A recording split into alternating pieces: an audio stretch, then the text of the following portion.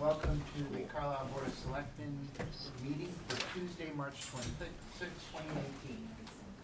We have another full agenda. First of all, for those of you who were here or were watching, I want to apologize for the last meeting. We did go until about 2 o'clock in the morning. We will not do that this time. I will hold people to their schedules, even if it means I'm cutting them off. So we're going to try to really keep to this schedule. It has us going until 10:15, but the open session ends at 10:05. So our agenda for this year,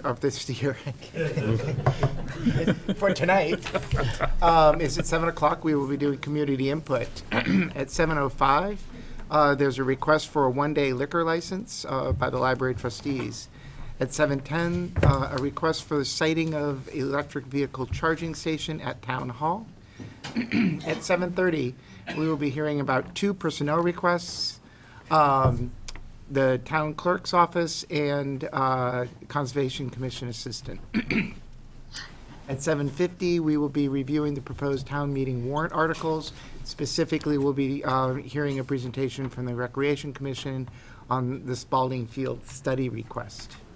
At 8 o'clock, we're having a discussion of the fiscal year 20 FinCom budget recommendation. Are we going to be doing that? Was that finalized last night? That was not finalized. It was not? So Victor won't be coming tonight. Okay, so we most likely will not be doing that item, It's a half hour. which will kind of mess everything up. So at 8:30, finalizing the town meeting election warrants and ballot questions. At 9 o'clock, discussion regarding personnel requests. At 9:15, discussion reestablishing a cable advisory committee. And at 9:30, assignment of rights, acknowledgement of location and confirmation of easement rights. 9:40, town administrators report. 9:50, liaison reports. 10 o'clock minutes. 10:05, executive session, and at 10:15, adjournment. I will be taking these out of order, particularly since we just opened up a half-hour time slot. But I will try to keep the meaty discussion things on the appropriate schedule. So with that, is there anybody here for public input? Okay, seeing nobody, we will move on to the request for one-day liquor license for the library trustees. We have that in our packet. Is there somebody here from the library? Priscilla's here. Priscilla. She didn't have to come. I can do this. Well, if you like, I told Martha she didn't have to come because she's done it 2 or 3 times before. But Okay. since you're here, yeah. 871 Maple Street, library trustee. Hello. We're requesting a license, obviously, for an art presentation. It's not a presentation, it's a reception. And it would be a one-day liquor license. Okay, on the 5th? April 5th. That's a Sunday? No. And Saturday? Friday. Friday, okay. Yeah. All right. Anybody have any questions? See, it's been already signed off by the police chief, because I always prefer that it's done before. And if they can't get their, usually can't get their insurance until after they get their. We have to get permission. We have to get their permission, so with that, can see this as a policy in here, so can I make the motion? Second. So this is. You're gonna read? All right, moving right along. So, I think we're all a little bit still worried about punching. going until 2 o'clock. That's right. Still punching through our last meeting. Okay. The clock is So running. you're making a motion? Yes, I move the Board of Selectmen grant a one-day wine and malt beverages license pursuant to Mass General Laws, Chapter 138, Section 14, to Gleason Public Library for an event to be held at 22 Bedford Road, Carlisle, Mass. 01741, on April 5th, 2019, from 7 p.m. to 9 p.m., subject to the applicant providing a host liquor liability insurance certificate. And I second that. You second that. Okay, all those in favor? Aye. Reed, aye. Brown eye? Oscar White. Lewis, aye. Okay, Okay. thank you. Thank you. Is this your throw? Yeah. 5 minutes ahead of time. Yeah, Debbie's not here yet. And Debbie's not Can here I just get his signature on that? It requires the chair's signature for that permit. Sir Chair, could you just sign, I guess, there? Native approval, right? Oh, there she is. Come right up. We're ready for you. Well, Come it's because on. it's still early. Yeah, no, you're speeding up here. Okay, I'm Debbie Bentley from I'm here to formally ask if the select board would allow the Energy Task Force to install an electric vehicle charging station in the car park of the town hall with a grant from the Green Communities. I think you have that. They do. Yeah. And just to update you on the plan, we're going to have to move to the place I said alternative future location, where that's actually going to be our proposed location now, because of there was a rather large pile of snow sitting on top of some plumbing that I didn't know about. So. So you're now to the right. So of I'm that going little to go to the alternative future location because there's actually wetlands as well, so I'm sort of trying to avoid any other board I need to go in front of. So it's much easier I just go to the alternative. And there's a readily available electricity right there? We're coming from the transformer here and they can bring it around the building without disturbing. We're trying not to dig up a road because apparently that causes more delay than we really want to go. It's too bad we can't use those 15-minute spots would be. Yeah, there's a more, couple yeah. of there's a couple of issues. Eversource installed the wiring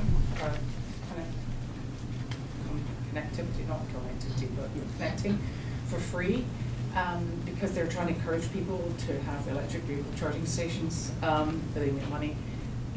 But I think it's a different department that deals with wires that go under roads, and there's a bigger delay.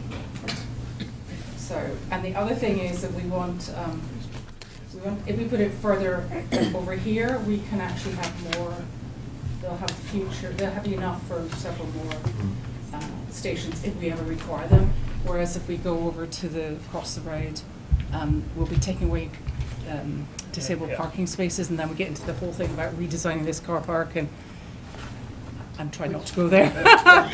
this has been our nightmare project because this is the third location we've been looking at town for these, and we're still working on the other two, but they're going to take so much longer. This is like the one we now believe is the easiest one to install this year with the current grant.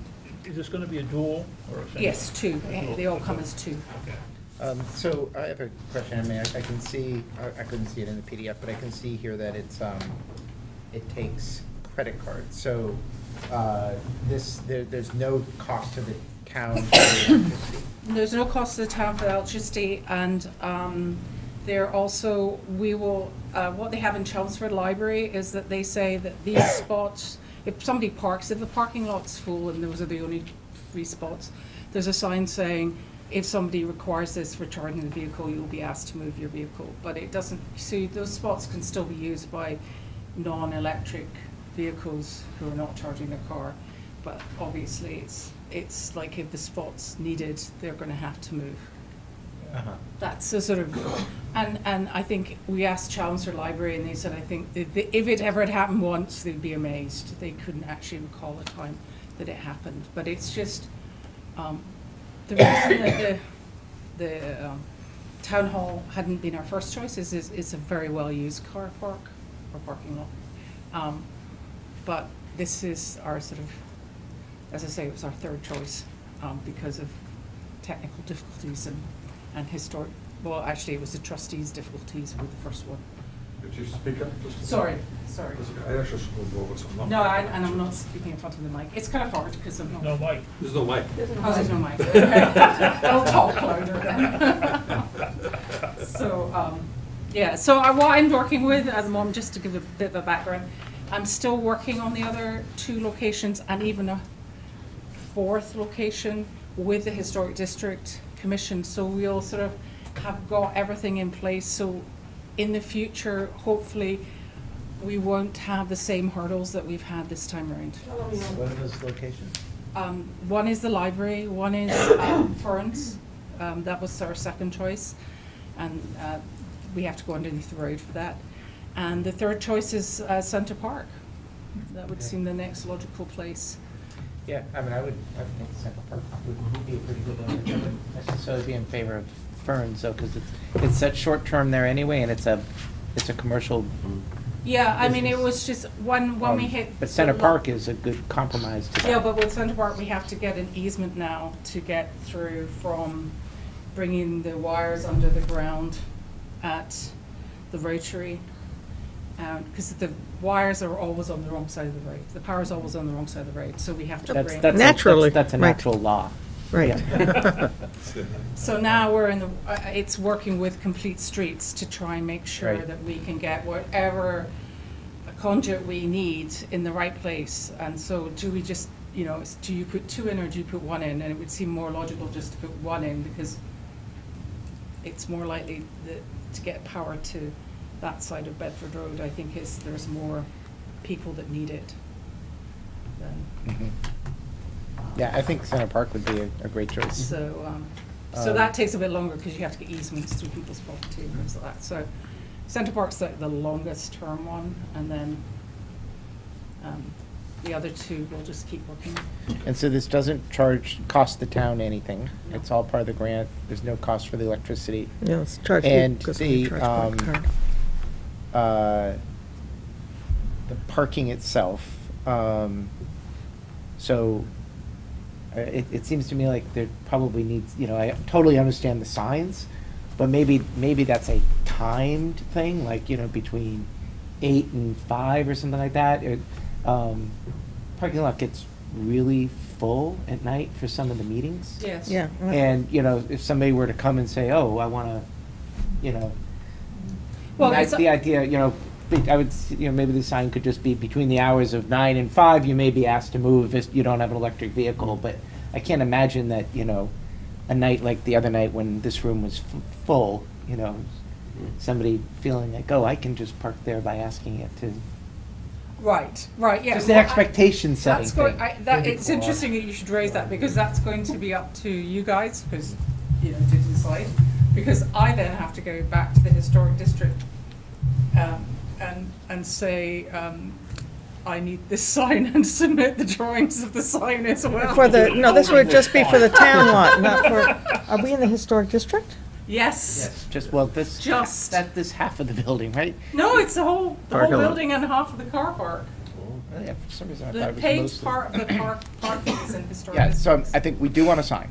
Yes, we will and so want a I will sign. have to, I don't know whether we can do this under, we have to come to the Goodness selectmen and gracious. agree it or something, but I will have to come back to you with, and get an agreement for a sign. Yeah, well, people driving here from Carlisle probably don't need to recharge their cars. Yeah, I mean, the times Yeah. we had expected would be top-ups. It's much more for people who are coming here on business Right. to visit, you know, some meeting in the town hall or something. I mean, you might, in that case, you might have somebody who's an external consultant coming and, I don't know. Yeah, I'm trying to think of who's going to use it. I have an electric car, so I'm not going to use it because I don't need to top Yeah, up it when I must- come in.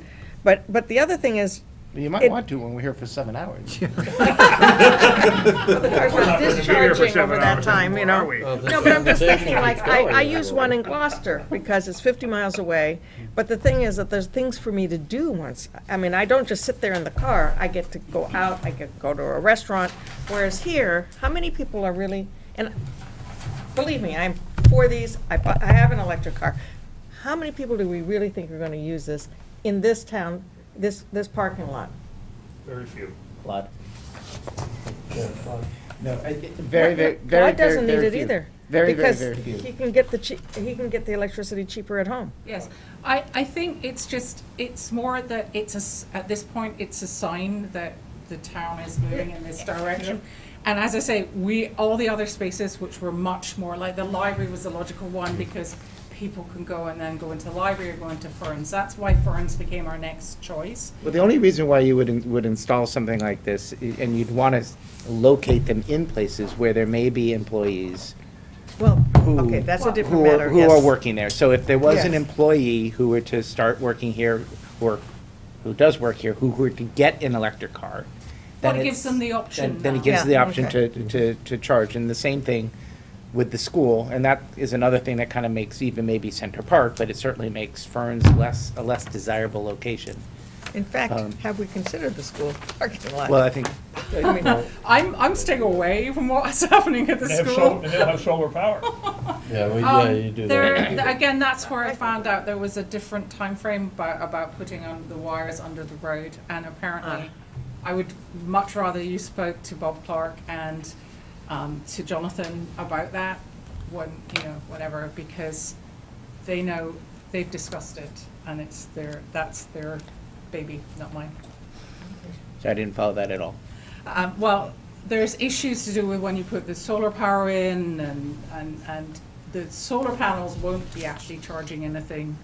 It wouldn't be know used that. for the electric car Right. vehicles. But the thing is, they'll be ripping it up, and so that Yeah, if they are okay. gonna lay wires, that would be the time to do it. Absolutely. There you go. You've got it. And so, but I don't really want to get involved in their project because I've got enough things to do, you must know. And that's their project. So if you want that in their project, you have to ask for it. Put it that way. Got it. It seems to me like two better locations would be the library and the school than town hall. That's not the proposal, though, so let's. Yeah. I mean, I think, Move on well, the proposal. Well, I'm stating my opinion. yeah. Right, I don't disagree with you. This is it's, But this would third be option the for- selectmen saying that this is something we'd like to encourage in the town. We can't do the library and Ferns at the moment. We may have employees who would then be encouraged to get an electric car because now they know they could plug in and, they wouldn't have range anxiety because they know they can plug in at work. And it doesn't cost us anything, well, it'll cost whatever it costs the DPW. They have to do some groundwork, so do they? there'll be a little bit of. But what I heard was that there is a possibility it could be at the school, we just have to open up the conversation. This Okay. one probably couldn't be, this is the grant for 2018. This is Okay. the other thing. It's not, Ah. and the timeframe at the school is different, even though it's happening.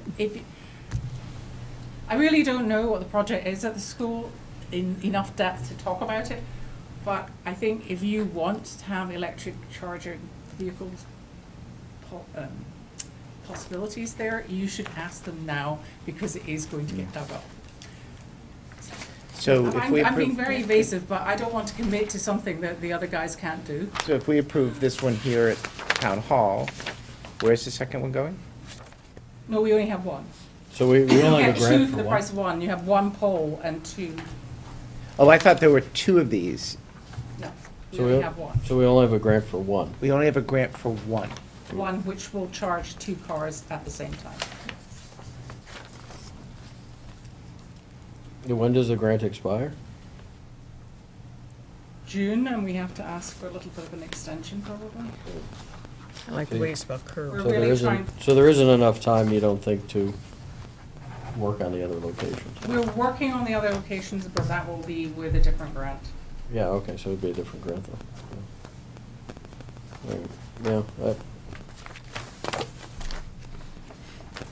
I mean, if it's not gonna cost the town anything, I guess we might as well just do it, but, yeah, but it's not. Include any other, Yeah, no, it's just, it's, Yeah, you don't wanna. I you know, kind I of don't like, you disagree. kind of like that first one you put in to be in the optimal Right, location. right, yeah, exactly. Rather Yeah. than the default because he can't go anywhere else. Right, And, yeah. and Green Communities would be with that too, and I have to submit a long reason for why it's not in the first two locations. So, I have to have all the backup Okay. correspondence, so yeah, it's not, I can't. but it's believe better it. than nothing, what can I the say? proposal Yeah. you have. So I think maybe what we'd want to do if we're going to put in another grant for this is kind of get the location nailed down before we put in for the Well, grant. I think that's why I've opened up the discussion now with the various different parties, and hopefully the library, we've got enough time to get them on board too, Okay. without them feeling that we're So is there? giving them So something they can don't I want. ask one last question? I see you have the historic district boundary marked. Yes. What if we put it beyond the boundary so we don't have to worry about, Signs. It doesn't, Yeah? my You've been in initial, front of my an initial, historic I used to district be the chair of it. commission recently? Is- I think that puts it even more. Okay, I'm just, Yeah. I'm getting very friendly with people from the HDC. It's, they're getting used to me being there every month. Yeah, I'm bringing I'm coffee sure it'll be now. fine. Is there a Okay. motion to approve the installation of the electric vehicle charging station at Town Hall as identified in tonight's handout, the alternative future location? so moved. Second? Okay, all those in favor? Aye. Oh, read aye. Kissinger, no? Brown eye? Can I explain, if I may explain, I Yes. just think it's something that nobody's gonna use, but somebody else is paying for, and we can sing everything's up to date in Kansas City, so, I just don't think it's gonna get used. You never know. I might, Okay. my husband might come if I'm plugged in. Oscar My wife Lilloye. might do it. Yeah. Louis, aye. Okay, motion passes. And if it's outside the historic district, it's down in the mud. Yeah, you're Yeah. right. All right, thank you, Debbie. Yep.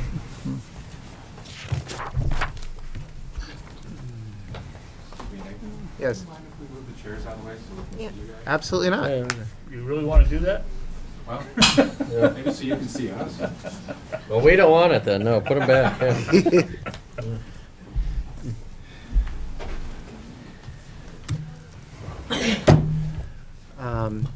Tim, do you want to jump into town administrator's report? Sure. I have that here somewhere.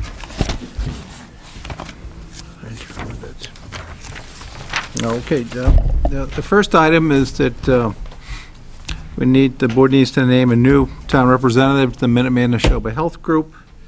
Our finance director, former finance director Carrie Colburn Dion was a representative, so I'd ask the board this evening to name our new finance director, Bonnie Fleck, as the town's representative to the Minuteman Neshoba Health Group. So I move that the board vote to name Finance Director Bonnie Fleck as Carlisle's new representative to the Minuteman Neshoba Health Group. Second.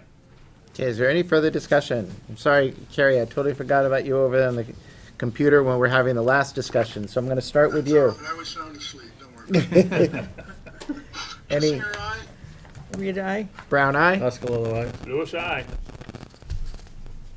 Okay. Okay. Very good. Second item, we've attached to the report, you'll see an possible amended charge for the Facilities Committee to provide for additional appointments. The town and school facilities manager as voting members.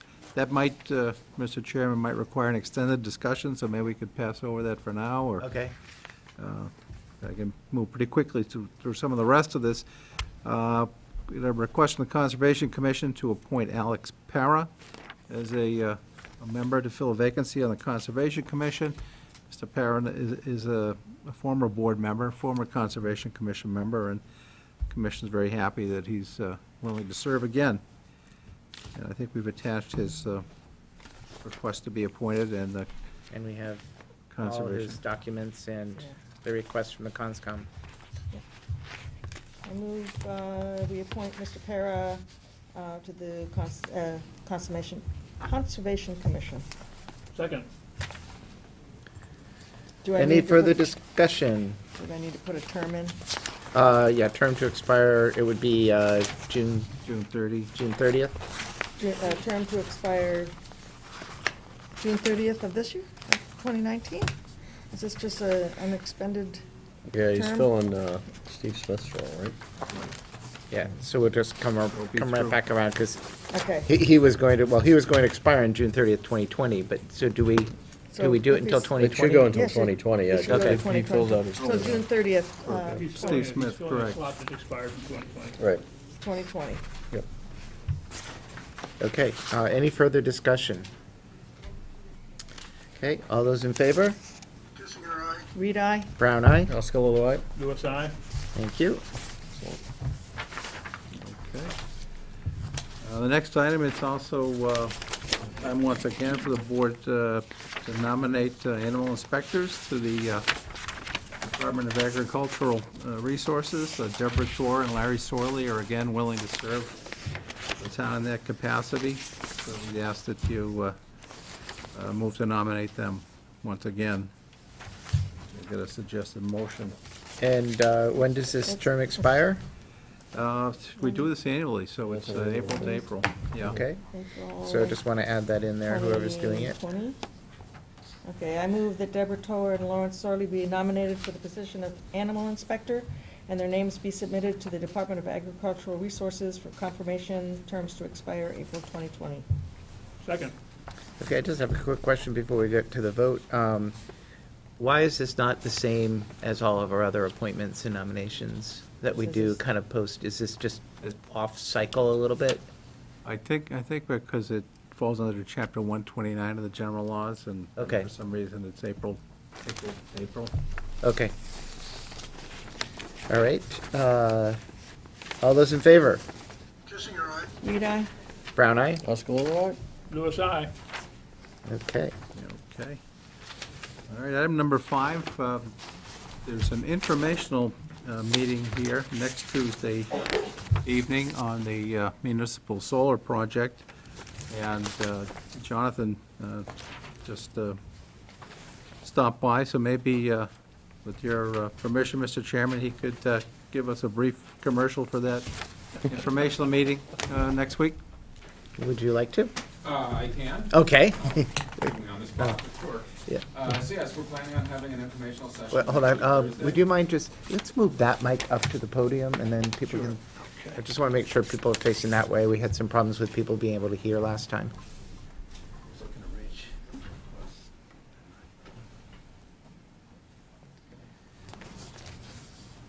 Thank you. Is that good? Yeah. So, yes, we're holding an informational session. We plan to cover the topics of the bylaw update, the look and feel of the canopies, right, which you guys have seen a couple weeks ago. The company Amoresco that's going to be putting them in, if everything passes, will be there to answer questions.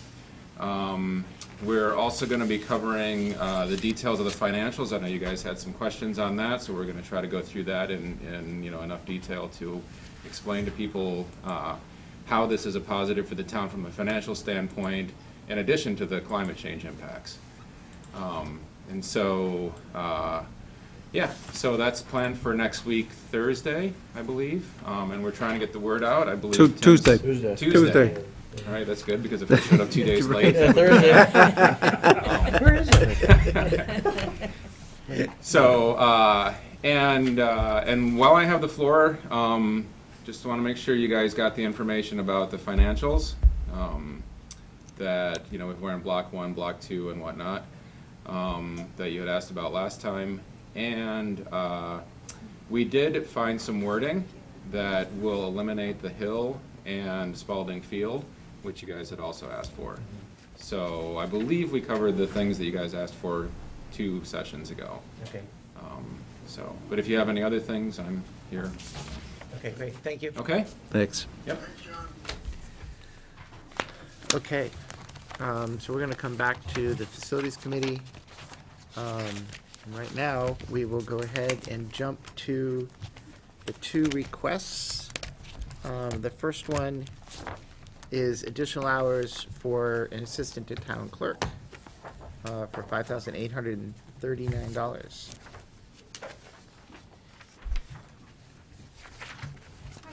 Hello? Want a chair, Mary? Oh, I can, it's all right.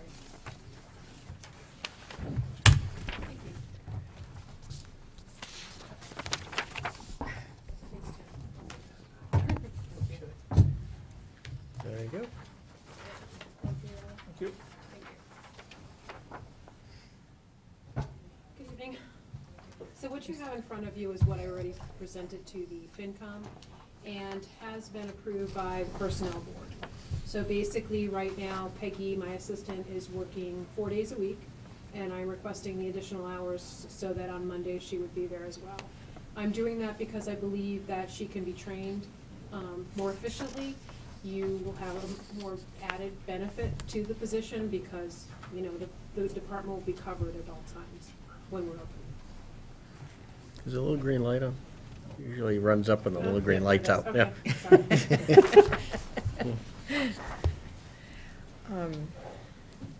So, so the change in title was approved, you're saying, Yes. by the committee? So were the hours, yes. Okay. And what was the feedback from FinCom? FinCom asked me to go through the process, which was naturally to go to personnel and then to come to you. And then I guess ultimately it comes back to them for the monetary reasons. Okay. And did the change in title change their grade or anything? It did not. Okay. Was this already in your budget and in the budget guideline that the FinCom has given you for this year? I did turn it in at the beginning, yes. So They have seen it, yes. I understand they've seen it, but when they give you a budget It's not, I guideline. don't believe it is within the guideline. Yeah, wasn't So everybody it- held flat? Yeah. This isn't in the numbers that we've seen. It's Because not if you in the- remember, no. this was, Right. this is one of those things that still needed to be addressed, both, Okay. both of the ones that we're seeing Okay, here. so I And guess. it's been kind of a time thing because personnel couldn't meet and I got bumped off of your agenda a couple times, you know, because everything's so busy at this time of year. Yeah. I think it was a snowstorm, right? One snowstorm, yep. One really long agenda. Well, the reason I'm asking is because if it's in the budget, then there's no financial consequence to this in a way, because it's already in the budget. If FinCom were to say, you know, that's it, we really can't expand the budget anymore, or they don't recommend that we expand, I mean, how do we make this decision? Well, I mean, I think partly we had hoped that FinCom was going to be meeting and voting on the budget last night, right? Right. So we But would they're not know- going to be able to do that until next Monday. So we would know where FinCom sat. But I Yeah. think that what we have to know is, you know, we sat down with them last 2 weeks ago, and went through the budget, and we know what the expected budget increase is without the warrant articles or the outstanding items. So this would add to that number that we saw. Yeah, okay, but I also know that, I was there last night, and that, you know, they're really not happy with the process, in a way. Anyway, it's just been very difficult. Yeah, I mean, I yet think again. it's fair to say a couple of things, right? One is, this is way late Yes. for our assigned timeline, but also, it's not like they didn't start early. It's things happened along Yeah, the way I that think- got it yeah. punted. I'm not saying that that's a reason why we should say, okay. Yeah, I think everybody tried to do the right thing. I don't mean to say that means that we should spend the money. okay. But, yeah. you know, I think that the delay was We also, for, somewhere on for, our agenda, for we have legitimate reasons. the discussion about the personnel Oh, proceeding. yes. Policy, and one of the things I've marked in there is that just because we might have sent it to personnel, even if personnel approves it, it doesn't necessarily mean it's going to get funded, even if we get all these approvals. And so I guess my question to you, is there any money in your budget anywhere else that you could find this money? Well, one of the things that I had proposed is because the dog licenses had gone up, we're actually making $5 extra per dog license across the year. It's going to bring about $3,000 extra into the budget. So that's part of it right there. I could try and move some of my election funds. I don't recommend it for 2020 because that is going to be a crazy election year. So other than that, we might be able to move some things around.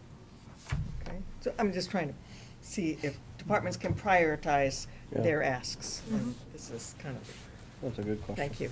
You're welcome. And I know it's difficult, I know money doesn't just grow on trees, but I just think it's so important that the town clerk's office be staffed when we're open.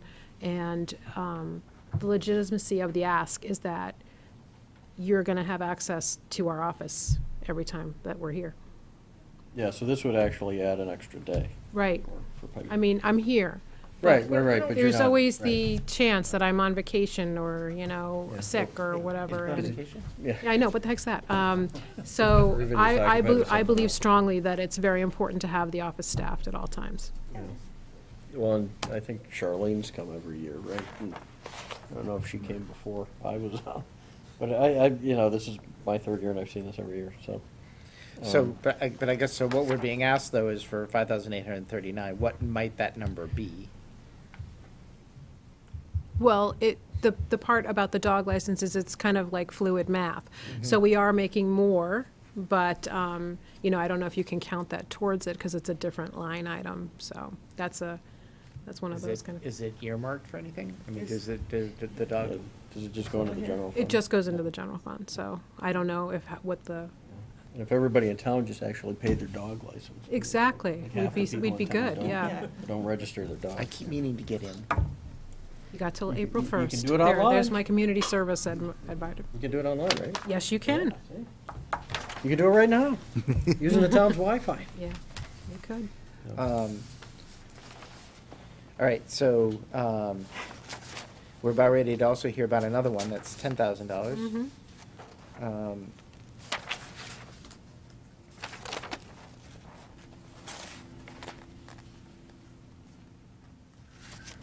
So, Well, I can- currently, if there is a day when you're on vacation and you're sick, and that's the day when Peggy isn't there, what happens? The office just closed? The office would have to be closed because I'm the one that has to post agendas and minutes, and, you know, we offer other services as well. But that would, I would think, be a priority, you know? You don't want to tell a board that they can't post just because no one's there to do it.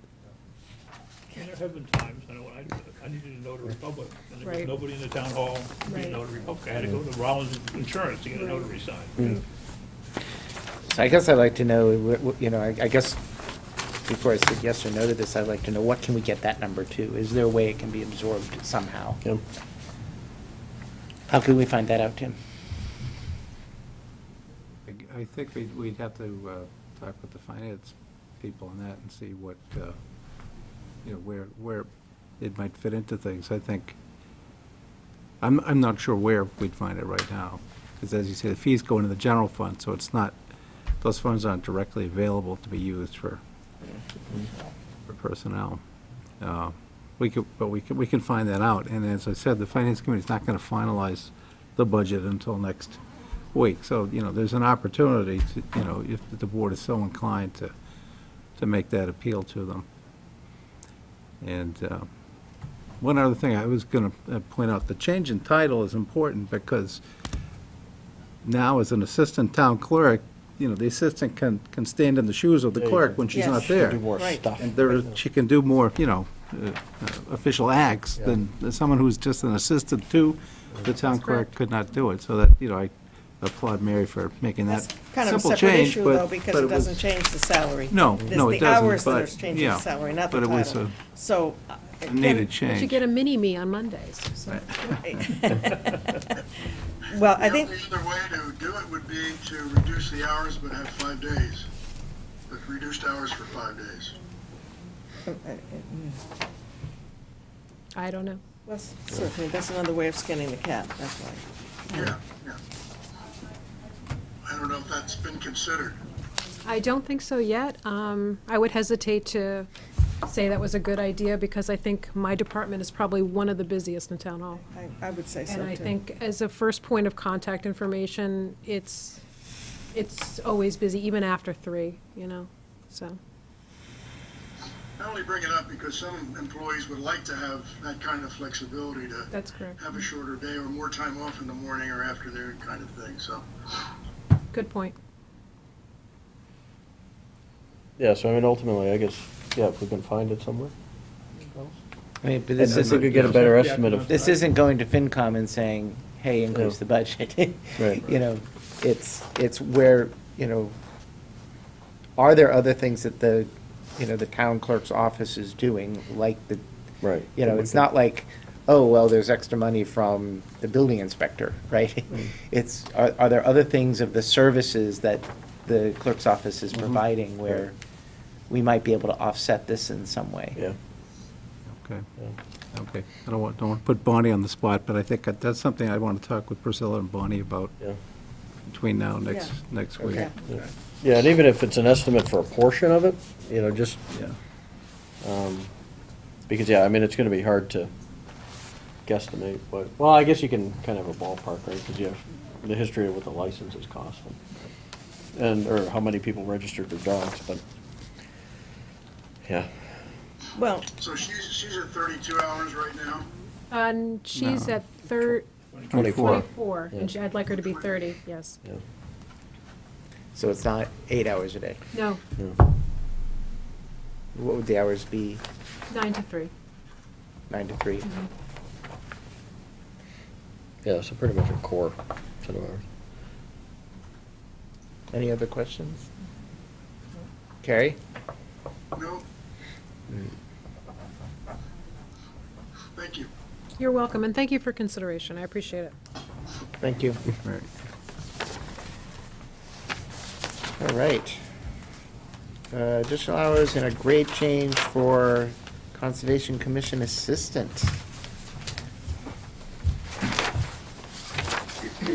Hello.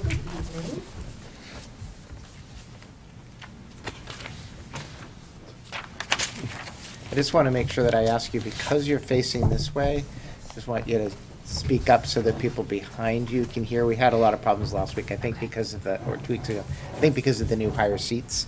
So, next to the other ones, I don't think they are higher, they just feel higher. I don't know. My name is Angie Verge, Chair of the Conservation Commission.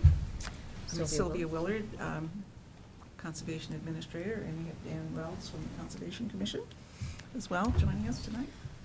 We are here, again, we met with you about a month ago to discuss 2 personnel topics that we have in our conservation office currently. Last time we met, unfortunately, only one of those topics made it to the agenda, so we were not able to talk about the hour increase. So we're going to be, I think that's what I'd like to talk about first. And I understand you've had some long meetings, so we'll try to keep this as brief as possible. So I have our budget guideline from FinCom, which indicates that there is a reserve of 10,000, that's a difference that is pending the approval by the Board of Selectmen.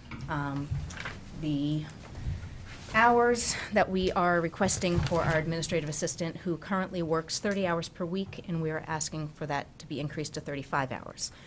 This is something that was approved by the Personnel Board 2 years ago, 3 years ago? January 2017, and then. And we repeatedly come back asking for funding for this, and we're back again. So this is. I was there when I was on Conscom. I was on that side of the table asking for it. and then you came over here. I know. And 3 hours are paid from our wetland fee account that comes from the state's fees. So initially, our request to FinCom for these hours were to fund all 35 hours. And the reason is that we have an intense account that is funded by wetland fees that come in through the town permit fees. And that's a very variable fund. We never know. When we were reviewing all of our funds last year, it turned out we weren't going to have enough money to cover the 3 hours per week for next year. And then we had the Woodward Village filing just come in, so. Yay. It's a blessing and a curse. It's great because Well, we have a little bit of work for you guys. and it's a lot more hours. Yeah. It's going to be a significant, we open the hearing on Thursday. 11,000 yards of fill last night. So it's going to require a lot of site visits. It's And going to it moves, require so. a lot of Sylvia being out of the office on site visits and pre-construction meetings and such, which again is another reason why we need additional hours to make sure that we have the office covered for everything else that goes on in conservation.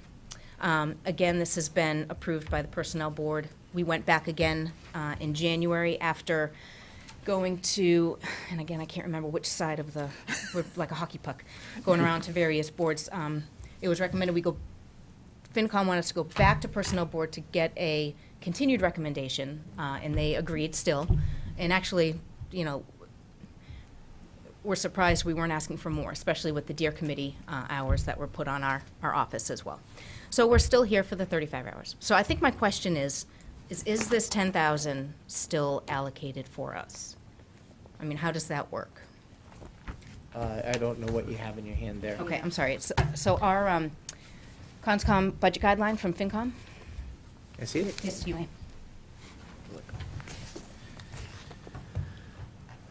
Budget guideline, budget request, so it's not allocated yet.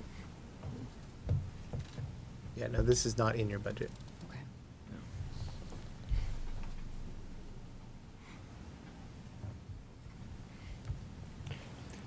So is now that the Woodward filing came in, are the 3 hours gonna go back?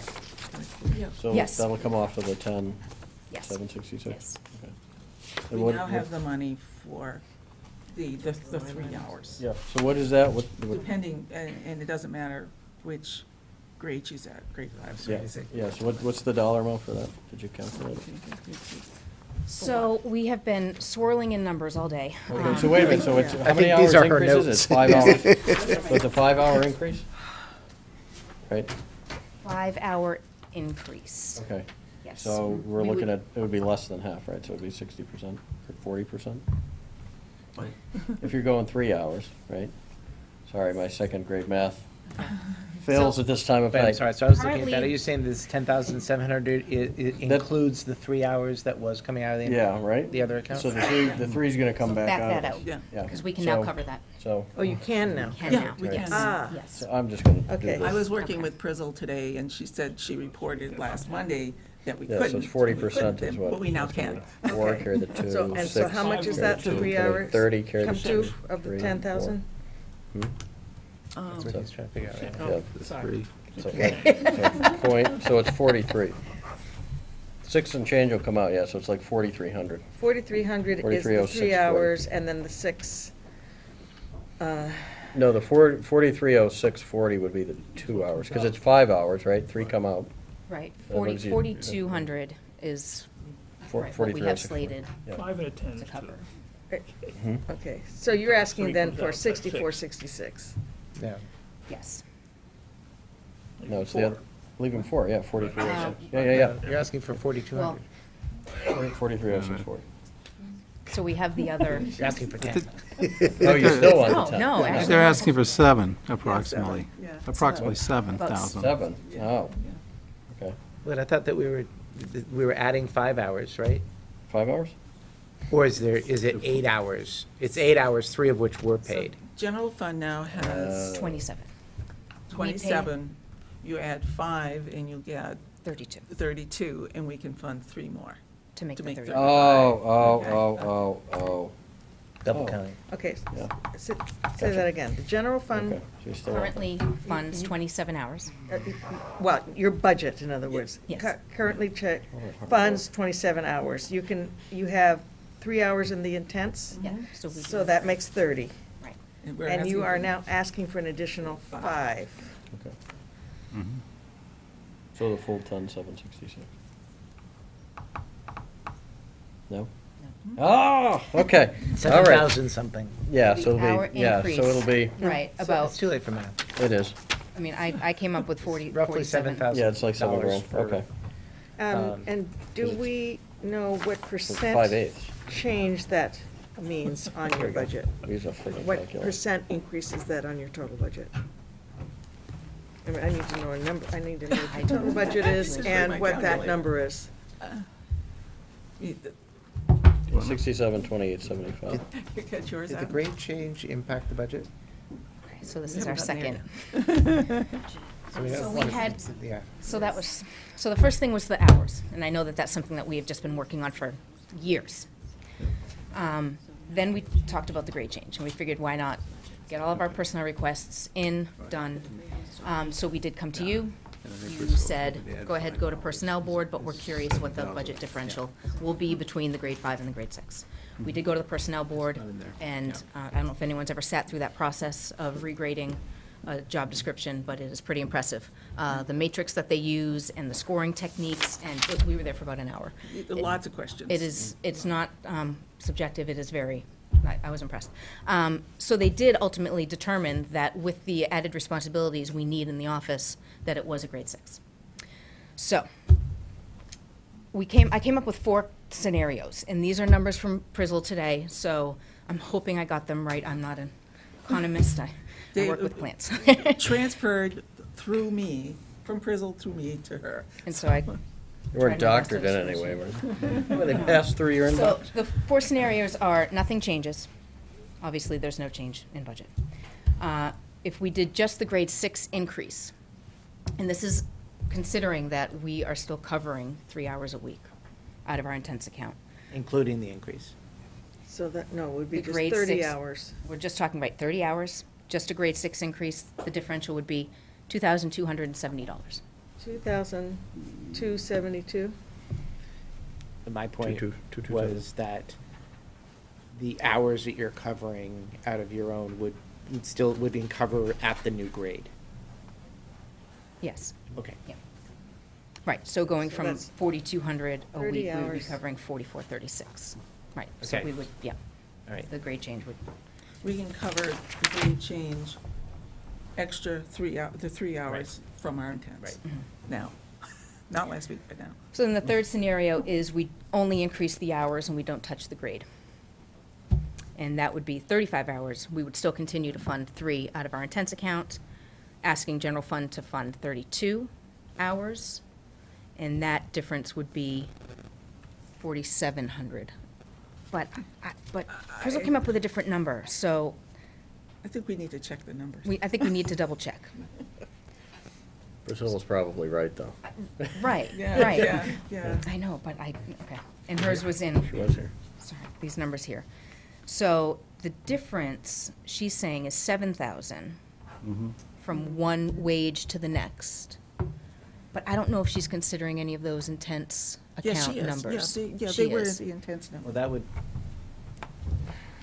so it's 7,000 from one wage to the Right. next, including the additional hours? That would be, Because that would make sense, because Yeah. that Yep. adds up. Because Five it was, hours, it was yeah. gonna- I She's think it saying, was yeah, gonna to be fund 10. 5 additional hours is $7,000 Yeah, 6720. at the current grade. You're right. That's Oh, what- the current grade. Right. It's about 7,400 at the new grade. and then the fourth scenario is both the grade 6 increase and the 35-hour per week increase would cost $9,400, $9,416. Wow. So how come that is so close to the 10,766, which I thought was for the 5 hours and the grade increase? It's not, it's only for the 5 hours. It was only for the 5 That hours, was but not only for including the the 5 hours. 3 Okay. hours we were supplementing. That's where I missed, that's what I missed, okay. Well, what would you rather have, the 5 hours or the grade increase? Well, that assumes we can do either. Well, I'm just saying, but I'm just asking them what they would rather, I mean, if we had to have, it, if we couldn't do both of them, what would you rather have? Now, you work in the office. You're the boss. I say the hours. I say the hours. I look at what's coming onto our plate, and the fact that, Sylvia could do so much more delegating to her assistant if she had the time. And we just don't have the time. Does this represent a change in what the person is doing? Or is this job description representing what they're currently doing now? The job description is what she's currently doing. The one thing we did add is more site visits, because we do need one more person to go out. More site visits. We need someone to be able to go out and do some lower level, checking siltation barriers and such, and just verifying things. While Sylvia's out doing a little more robust site work, site meetings. Wouldn't be a lot of site visits, but it's because we need someone in the office. Right. But there are times when I'm off somewhere and something comes up and needs to go out. I've taken her on 2 or 3 site visits over the last few years, but not a lot. And this was a discussion we had with personnel as well. Right, so I guess what I'm wondering is, in looking at this, I see a lot of red line that appears to be making it a higher level job, and added things that clearly weren't there in previous years. But I'm wondering, is this representing a change in grade based upon what they're doing now, and the job description was wrong? Or is it representing a change in grade in a kind of promotion type thing that we want to do? I would say 80-20. 80% what she's currently doing, 20% what we need her to do additionally. And and I guess, is that 20% what pushes it over into the next grade, or? Well, that's really the personnel. Right, personnel kind of went through their various categories of, you know, whatever Based they upon the do. new job description? Right. Which in a lot of cases is what she's currently doing. And one reason we went to personnel in the first place is someone's doing this work and they really should be compensated for the amount of work that they're Well, doing. exactly, and that's my point. It Right. could be that we don't have a choice of, do you want more hours, or do you want the new grade? Oh, I see, okay. Yeah. Yeah, because a lot of the changes are things that increased responsibility that Mary took on over the years, and she just grew into this. you know, Right, taking but some of the burden there is a off. lot of redlining in Yes. here. No, I exactly, just don't know the exactly. timing. Right. Like, are these things that, is she still working under the old job description, and that still is valid? In which case, then we kind of do have the choice. Yeah, I mean, I know part of it was when I was on Conscom, the idea was to get more off of your plate, and put more on Mary's, and I think that seems to be what happened, right? But she is taking on more responsibility. I know you first mentioned this to her about 3 years ago or so. Yeah, because, well, part of it too is, I mean, because you work an obscene number of hours, and, we really need to think about your mental well-being. Yeah. But also too, it's nice to have two people in the office that can, share some of the burden. And, I mean, I think it's good to see that, because part of it was when I suggested, Mary hadn't really done some of it yet. But it seems like over the years, she's actually, picked up and run with some of this. So she's fully capable of doing a lot of this. Well, I think the big thing that really hit the summer was with the deer, which took an obscene amount Yeah. of her time, and, assume that'll be continuing, but. Yeah. All right, so I think, you heard what we just said to.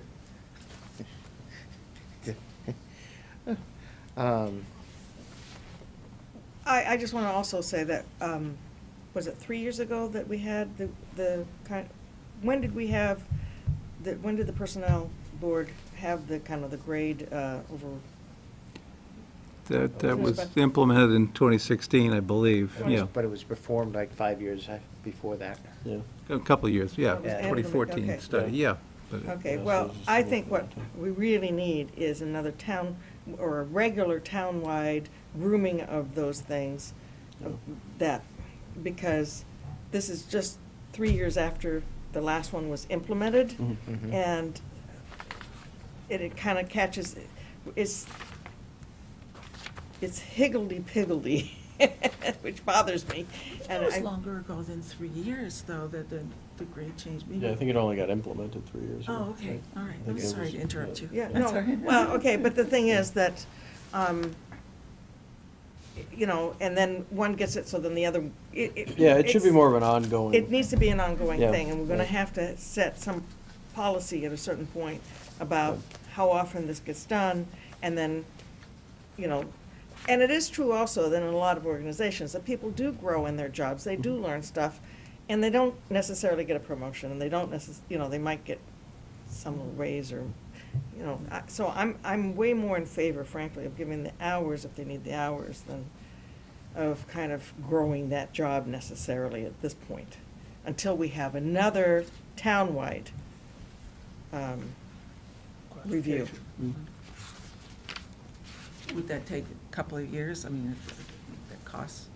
you'd Yeah, I have mean, to I have don't a know budget. exactly when, Yeah. when that would be You would have to on the agenda. fund So, that. so the only other thing is, it's, we got the Woodward filing this year, right? Mhm. So you were able to eat the 3 hours this year.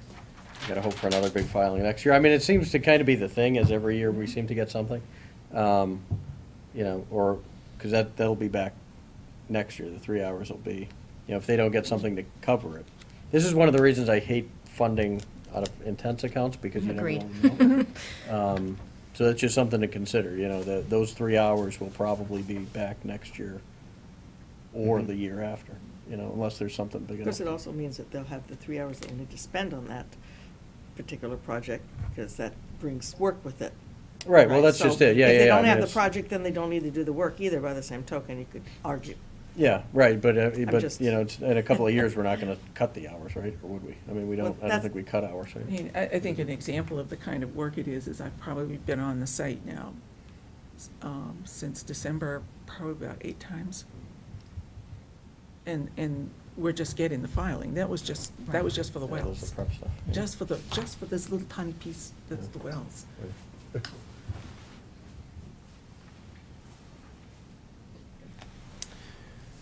Oh, it's so hard. Yeah, it's been long. But where's that, do you have that, is that going around the The chart, sheet that, yeah, the chart? she did that. Yeah, my numbers didn't add up right though, so, Well, but, Yeah, because I'm, I know that's why I didn't photocopy it and distribute it, because I'm like, I don't think so, something's not right. And again, I do trust those numbers. Yes. yeah. She went through them again with me today, and they Right. added up to what, we started with an And this was just email making that- my head spin, so I had to put it in a spreadsheet form. And, She had sent Tim an email with it, and then I sat down with her, and she went down through it again, and it came out the same way, so. Yeah, so some of the figures are a little different than what Yeah. Priscilla gave me, so, you know, frankly, I'd like to discuss it with her again. Yeah. Um,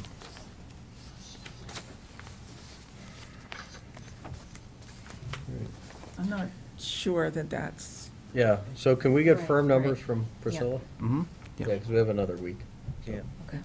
which is, well, well, almost a FinCom would week. really like to have their, Yeah. have Right, these right. numbers for their budget. Well, they're gonna get them, Yeah, Okay. right, yeah, and then they're gonna vote in favor or not in favor. and right. then- No, no. And then we would do our thing. Yep. Right, thank you. Okay, thank you so much, appreciate it. Okay. Let's review the proposed, let's see, Spalding Field Study. Oh, Anybody for it? Drew McMorrow is going to present that, but he thought he wouldn't get here till about 8:30 today. Oh. So he asked if he could go a little bit later. We could move something. All right, woo-woo, okay, so, And Victor's not coming, so. and Victor's not coming, and, Wayne? all Wayne's back, right? right, let's talk about the policy regarding personnel requests. And then we'll do the actually, let's do the policy first. So so we saw this, last meeting.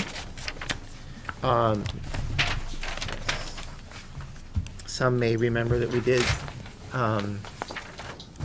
And you'll note that the one that was in the packet was fairly substantially edited. That was because of me. So I just want to kind of lay out, because I couldn't do it ahead of time via email, I just wanted to lay out what my thought was on this. So the policy for personnel requests that we reviewed last time was written as kind of the process that the personnel committee the personnel board would follow in dealing with personnel requests. And what we really needed was kind of a policy on how people request. And so I pulled it into kind of like a town policy on how you request either additional hours or additional or grade changes. And I think in general, there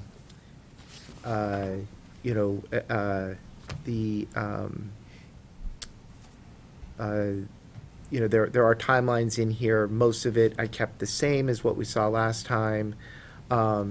There was something in the original one that said that if there was a financial aspect to the request, I took that out and just said, if there's a financial aspect or, for the current or any future years, meaning that just because you have the money now doesn't mean you can go ahead and do it. If it's going to impact next year as well, you can't do it. So basically saying any grade change, any increase in hours, any of that needs to go through this process. Is that on this one? Is that Yeah, where you that's, put I haven't that? even gotten out of the first paragraph yet. Oh, okay. Yeah. And then in the fourth paragraph there, that's just saying that, that basically everything goes to Tim, the personnel administrator. He's gonna make sure that all the information is there that's required. And then, once he feels that everything is set, he will send the request to the Board of Selectmen. And that, I added that, whoever's requesting is encouraged to attend that meeting so that we have somebody to ask questions of. And then, once. Excuse me. Yep. So given that Tim has 2 weeks and we have 2 weeks, that now takes us to October 1st at paragraph 4. Yeah, by the way. Yeah, so we might have to adjust. Vanessa had said August 15th would be. Yeah, let's deal with the timeline later. Let's just kind of go through the meat of it, then we can make the timeline work. So, then, the Board of Selectmen would give a preliminary approval, which basically is not saying that the position is gonna be funded, it's just saying, yeah, it makes sense for everybody to spend their time on this. Just saying that the personnel administrator will forward that on within 15 days of the submittal to the Board of Selectmen. So actually, Personnel board. forward it on to the Personnel Board at 15 days before of the Board of Selectmen receiving it. Or Tim seeing it. So I guess I'm not at 30 days there, unless I missed something. They get it within 15 days of Tim making sure everything's there, we're reviewing it. And then the Personnel Board will put it on their next agenda, or, we'll put it on their agenda. This is just kind of a catch-all in here that I think Tim had put in there, just saying that if the personnel doesn't take any action, we don't want these things hanging out there. If they take no action within 30 days, whoever's requesting should just assume it's not gonna happen. Yeah. Rather than just having it linger. I really don't like that. What Or- if they just couldn't meet? Why, that's kind of, or what if they just decide not to meet because they don't? That's fine. It was in the original one, so I left it in there. And then, Can they decide decide not to meet? Does that come out right? Well, mean- well, they cannot get a quorum. Yeah, if they don't have a quorum, but I mean, if there's something on their agenda, aren't they? Is it true? If we direct them to, that they have something. Let me just go through Okay, this. yeah, 'Cause, okay. So, and then in the last paragraph, it's just saying that, Personnel Board approves it, it goes to the Finance Committee, and the Board of Selectmen. So, basically, FinCom has to approve it. Actually, I'm not sure why it says, let's see.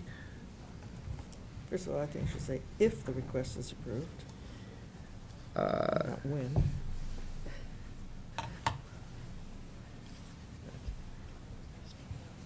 And then basically at the bottom of this is just saying, just being very clear that in the end, the Personnel Board are the ones that do the approval. I mean, the Board of Selectmen. Yeah, I wanted to add that in a couple of places. After you have the appointing authorities encouraged to attend this meeting, I wanted to put approval at this stage does not ensure anything but review by the Yeah. Personnel Board. Yep. That was one. And then not, instead of when the request is approved, to be if the If, request is yeah. approved. And then after that first sentence, if it's approved by the Personnel Board, be referred to the Finance Committee and the Board of Selectmen. An approval by Personnel Board does not guarantee FinCom funding. Funds may need to be achieved by prioritizing individual budget lines within the department's overall budget amount. I'd like that clear at the beginning. Yeah. I'm That sorry, I- where did you put that last part? Right after this sentence, the Board of the Selectmen, and then before all requests approved by the Personnel Board that have a financial impact or subject. Okay, can I have that? Yeah. Are they referred simultaneously? Sorry? It says, if the request is approved by the Personnel Board, the It shouldn't recommendation be. will refer to the Finance It sh- Committee and the Board of it should be Selectmen just- simultaneously? Yeah, No, yeah, it should right. just be the selectmen then. Just I was- the I selectmen. was struggling with that when I was reading that Yeah, one paragraph. I okay. think that I neglected to cut out a section. The major thing I would like to do is to ensure that this is a true priority in the department, and that they, would be willing to give something else up if they had to. Yeah. And not just that, the other department got it, or whatever. Because this, and also, as part of these personnel regress, I'm not sure if this is where we would put that, and every 5 years or every 3 years, we will have a review of the other one, so that it doesn't cost us a lot of money. Because if you do it more often, I think it'll be less expensive. Right, it had been about 15 years in between Yeah, studies and- last and time, then and that's why then it it's was. major, Right. But if you do it regularly. Like every and 5 then- years, an Then update. we should probably be avoiding these requests, because it will have already been done, and we'll be able to plan for it, and, I really Okay, don't so- like what's been unfolding. So, okay, so I had forgotten that Vanessa had said August 15th. I had Yes. cut it from the original saying September 15th. I'd cut it to September 1st. But I can make the change and make it August 15th. Obviously, we're going to want to send this to FinCom and Personnel Yeah, Board. yeah. So whatever you want to do with that, my And- suggestions. And so just so everybody knows, in the fourth paragraph, the last sentence, the appointing authority is encouraged to attend the meeting. And then just to repeat what Kate said, she wants to add in at the end of that, approval at this stage does not ensure anything but review by the Personnel Board. I don't want them to, get their hopes up. Right. Yeah, well- Looking at the schedule and the timing, the way it's written, starting with September 1, it takes us basically to November 15th with no hitches. So, with everything being scheduled in an optimal way. Yeah, and I guess, and I So think does that that mean November 15th, does that get it done, or? we'd like to have it done before FinCom starts making their budget guidelines, because, so that we're not, October would be these better. numbers are still hanging out there. They can't even finalize their budget today. So I think that's not, It started in August, Yeah. October might be realistic, yeah. So, so if we said August 1st, Yeah, we can even say August. then 2 weeks later, it would mean we would have to take action within 2 weeks. So by End of August 15th, no, if it's Oh, yeah, August, so first, okay, August 15th. that would be August 15th, and then the Personnel Board has 30 days. And That would be September Yeah, 15th. mid-September. And we really have to take this pocket veto out about they're just not acting. I think they need to act or not. Yeah. You can't just have it hanging out there and just,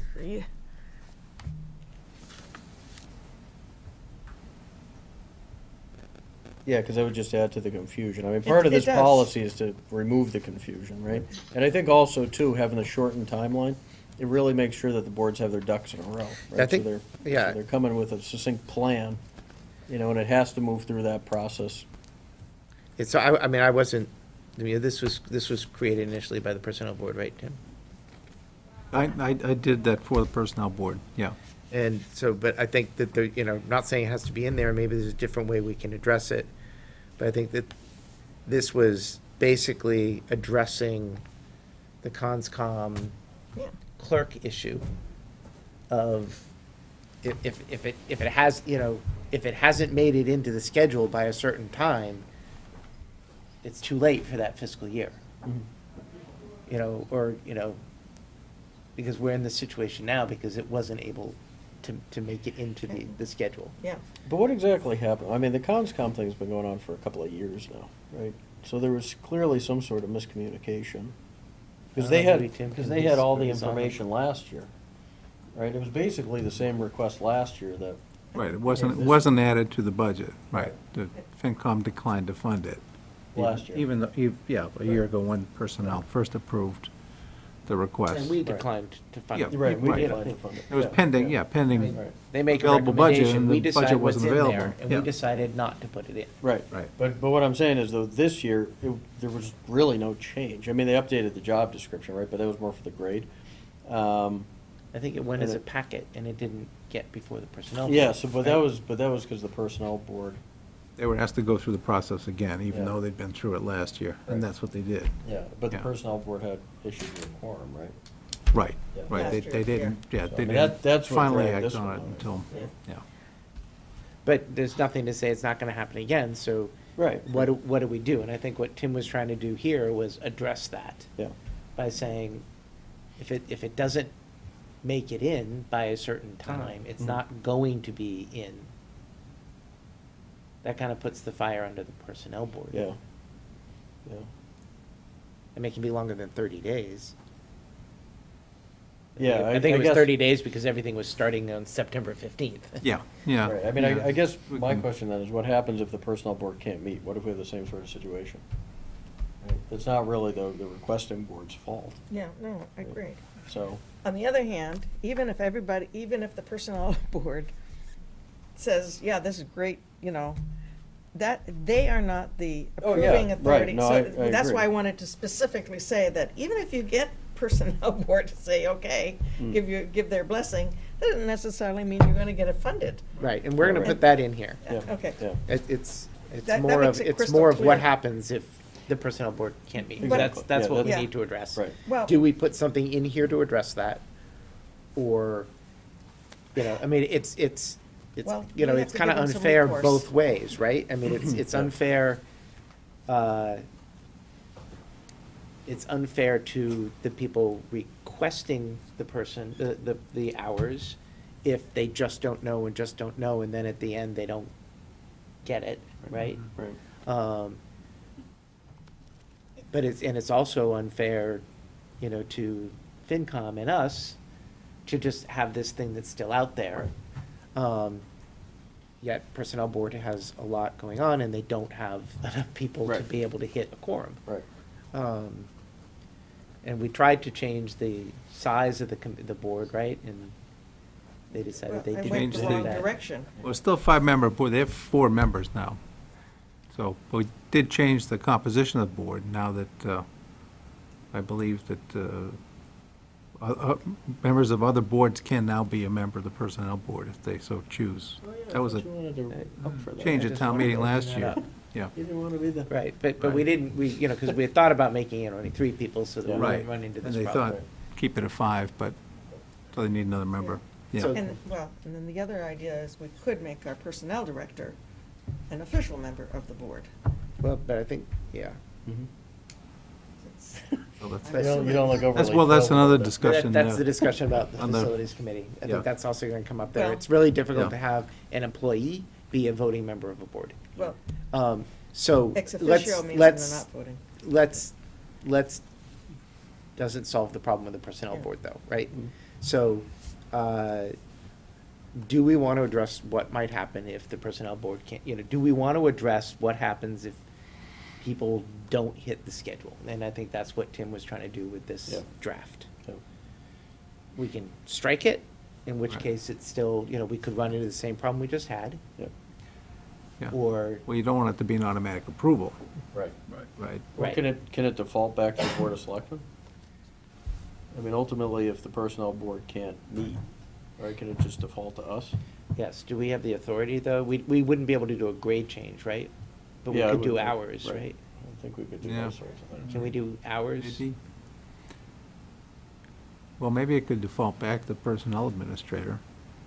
If the personnel board cannot meet or does not meet, that the personnel, the administrator can make the Make the decision. recommendation. Yeah, or that. Yeah, maybe we could put some language in to that effect. Yeah. Because there was about a year and a half when we didn't have a personnel board. They were in California or wherever. And, you know, things had to Okay. move forward, yeah. Nathan, Yep. I hope we never have to have another meeting like the one we just had with Sylvia and Angie. I think the couple of things here. One is the personnel board used to focus on issues of level and that sort of thing and not on hours. And it seems like combining hours with them would just gives them additional burden that they're really not in any better position to deal with than they're not in a position to deal with. It gives them something that they really aren't prepared to deal with, but whereas they are prepared to deal with level and description and all of those things. I think that if we were able to just say to FinCom, here's where we agree on the budget, give Department X their budget, and let Department X's manager manage to that budget relative to the hours question. There's your budget. This is what you're going to have. You figure out how you're going to staff your function optimally, and that's your responsibility to do as a manager. I mean, we shouldn't have a meeting like the one we just had, where we're trying to manage, the conscom. I mean, in some respects, it's a waste of our time. It's a waste of their time. The managers of these departments should be able to manage to their budget, and the budget should be a reasonable one based on our capabilities. Right, but that presumes that there's an increase in the budget, though, right? Yeah, well, yeah, if it's warranted. I mean, if there's, we have a cost of living that we're going to have to deal with no matter what. So there is every department's going to get some cost of living increase. Right. So where do they get the money to manage whether or not there's more hours or a grade change? Well, I think they still have to, when FinCom gives them their guidelines, they still have to come back and say, we need some relief, and we have the data to support why we need it, and have that meeting as they do with FinCom meets with each of the departments. They can have that discussion.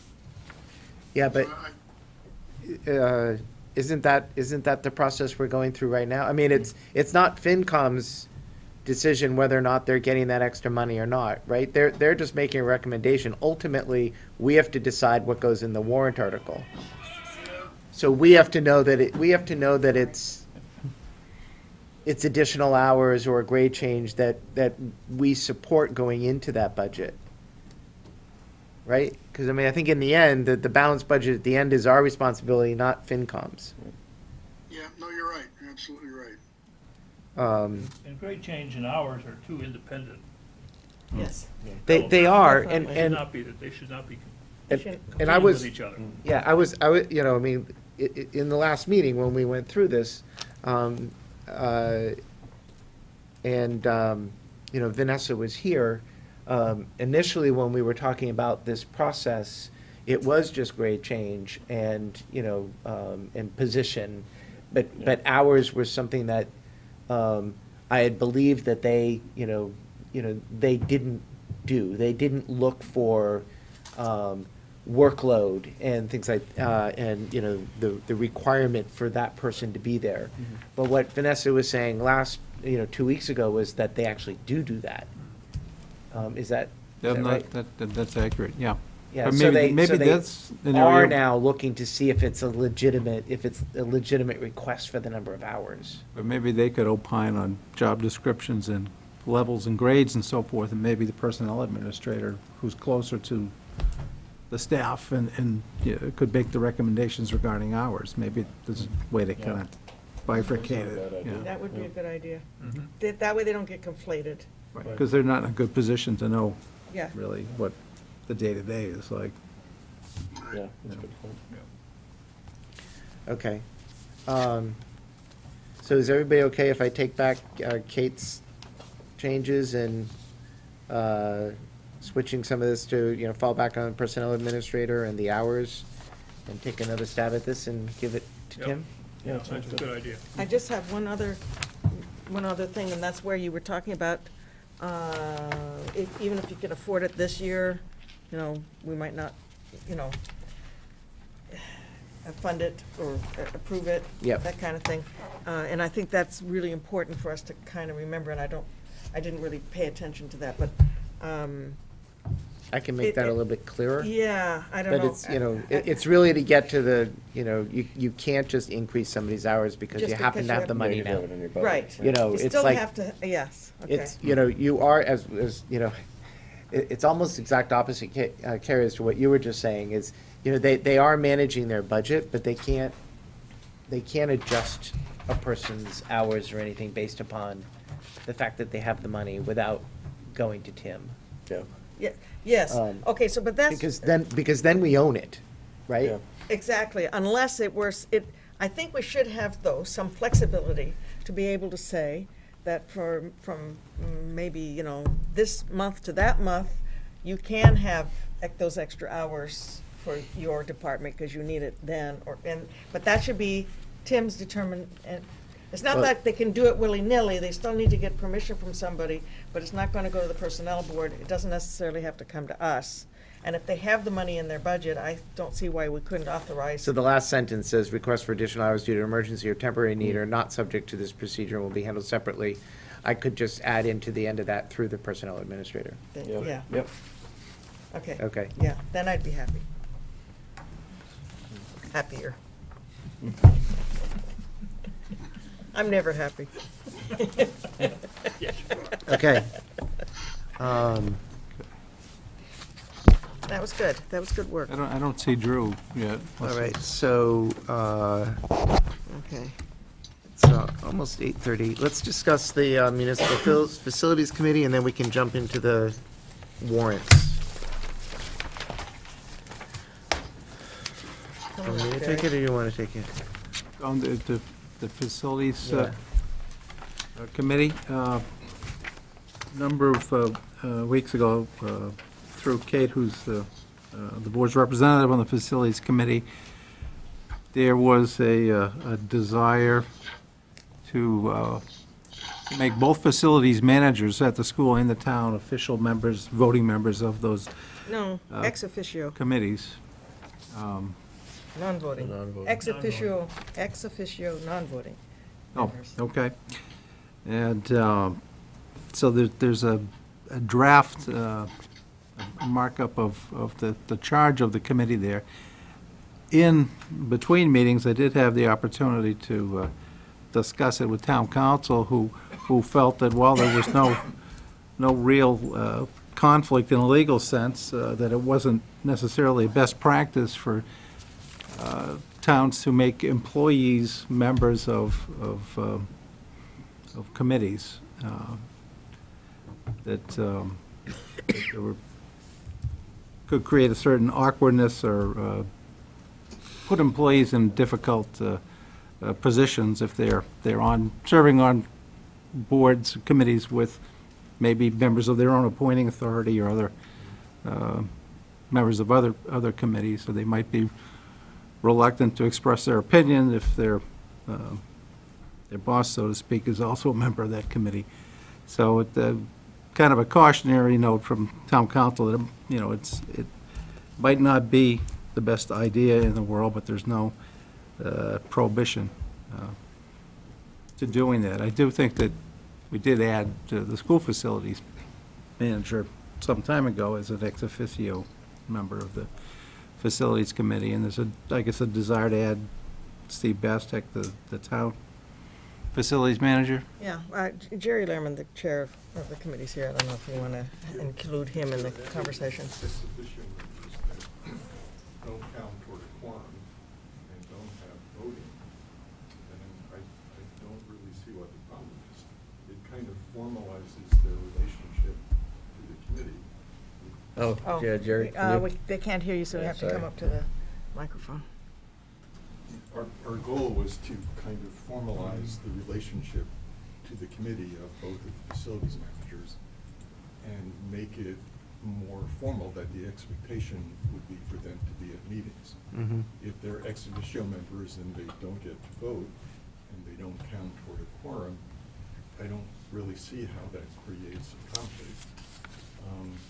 Steve has been at all of our meetings since he's been hired, and an important part is his reporting on his activities and getting some guidance from the committee on what kinds of things he ought to be doing.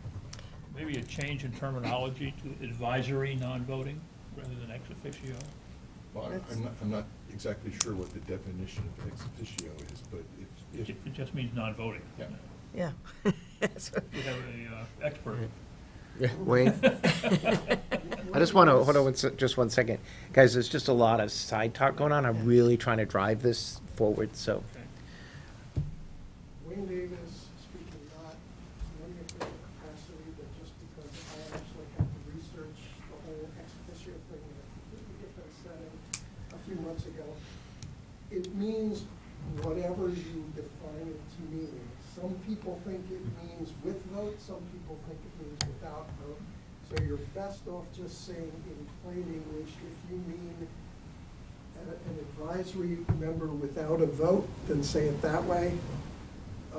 Or an observer, just say it in plain English, forget the Latin. I would settle for a non-voting member of the committee. So when does the committee meet? Meeting every Monday morning at 8 o'clock. Okay, so it's, because I don't know about the school facilities, but are both of these employees hourly? Right, so. The town, I don't know, the school. I don't know either. I don't know if he's salaried or not. Our meeting time of 8 o'clock was purposely chosen to make it easy for both of them to attend. Yeah, so that's the thing, it's not any sort of burden on them to come to these meetings. It's not like they're at night, but also too, it's not like it's interrupting their day per se, right? I believe so, Yeah. but and it is the case that Rob, the school facilities manager, occasionally will send an email saying, I'm sorry, I can't make it, I Okay, have yeah. an emergency to deal with. Yeah, okay. I think the idea also was to encourage, in fact, the staff to give more advice, because I think, well, they're both kind of new to the town, and they don't, they're still feeling their way, and we were trying to assure them that we are looking for their advice and input. And they are the people that are in the trenches. Right, exactly. Yeah. Yeah, my concern was just that, what's the new guy's name? Steve. Steve, yeah, if he's only here for 18 hours a week and he's in 4 hours worth of meetings, I don't know how long the meeting goes. Our meetings are an Eight hour or two. Yeah, Okay. so I think, I had brought this up to Tim, and I think that I had misinterpreted what ex officio means, and maybe I didn't go, maybe I went to the same thing Wayne went to, and it could have meant anything.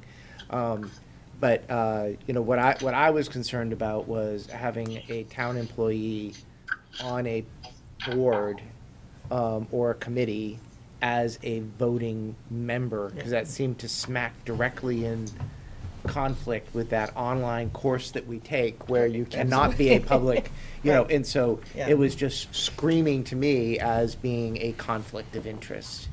And I realize that there are some where it's actually your job to be on that board. Tim, you're a non-voting member of the personnel board. Right? I'm not a member at all, really, but yeah. Yeah. I'm the personal administrator. Potato chips. So, I guess I'm fine with this if it says non-voting Right. members of the So committee. we'd be expanding the committee by 2 members to provide for the non-voting slot. It's Yes, a but 5-member only- committee by, I think we should say consisting of 5 interested and qualified people who shall be appointed, plus 2 ex officio members. Look, I mean, it's just a to make sure that they're non-voting. not part of the quorum. Yes, well, If you call it a 7-member board, then you have to have 5 for a quorum, right? Yeah, no, it should be a 5, but yes, No. it is a 5. Okay, so, all right, Yes, it 5 is a 5 5. appoint, yeah. Okay, we can rework that. Back to 5. That makes it clear that they're Extent. they're it's kind of non-voting. like we have lots of boards where there are alternates, right? Yeah. Right, that These are- don't vote. Associate board members that Right. don't vote. Exactly. So these are the same thing, sort of, except for associates really don't have to show up, and we really want these people to show up. Yes. So they're non-voting members, but they don't constitute the board. Exactly, that was what we were trying to say with this, to tell you the truth. All right, Okay, Okay. All right, take that back all and right. thank you. work on that. Well, the Finance Committee is not here tonight because they don't yet have a recommended budget. They do, however, need this board to officially vote to recommend a COLA. They've already modeled the budget based on the recommended COLA, but they do want an official What is vote. this? What number was And I that? gave, We have, oh, here it is, I got it. I gave you Number 6. the handout that went to the Personnel Board that they use in making their recommendation of a 2% cost of living adjustment in that. In fact, it's what they modeled for the budget, but somehow we missed doing that last time. I don't know how that slipped a big, past us. yes. Do you want a motion? So, not just yet.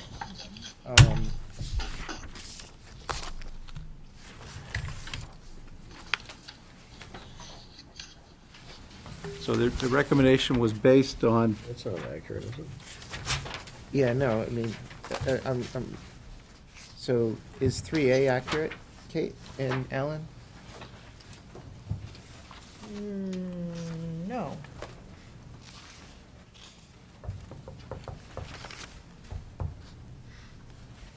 And, Would- and what is their 3A, recommendation? 3A is not accurate.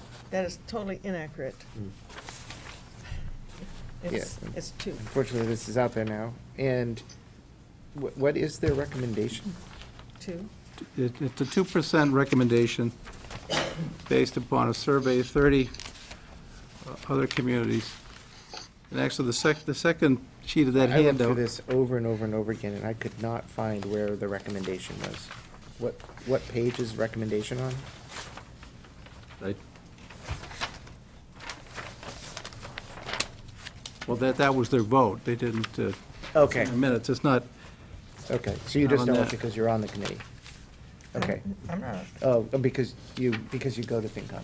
yes, Okay. yeah. Mm-hmm. they, I was just looking through, and I'm like, I don't see 2% recommendation. FinCom has been doing all their calculations on the basis of a 2. Of Mm-hmm. assumed recommendation of 2. so 80% of the 30 communities surveyed are at 2% exactly. The second page is the historical COLAs that have been voted by the board since, going back to the late 90s, but you can see it's been 2% for the last 3 years. And approximately, 5-year average is 2.05% for what it's been historically here in Carlisle. Okay.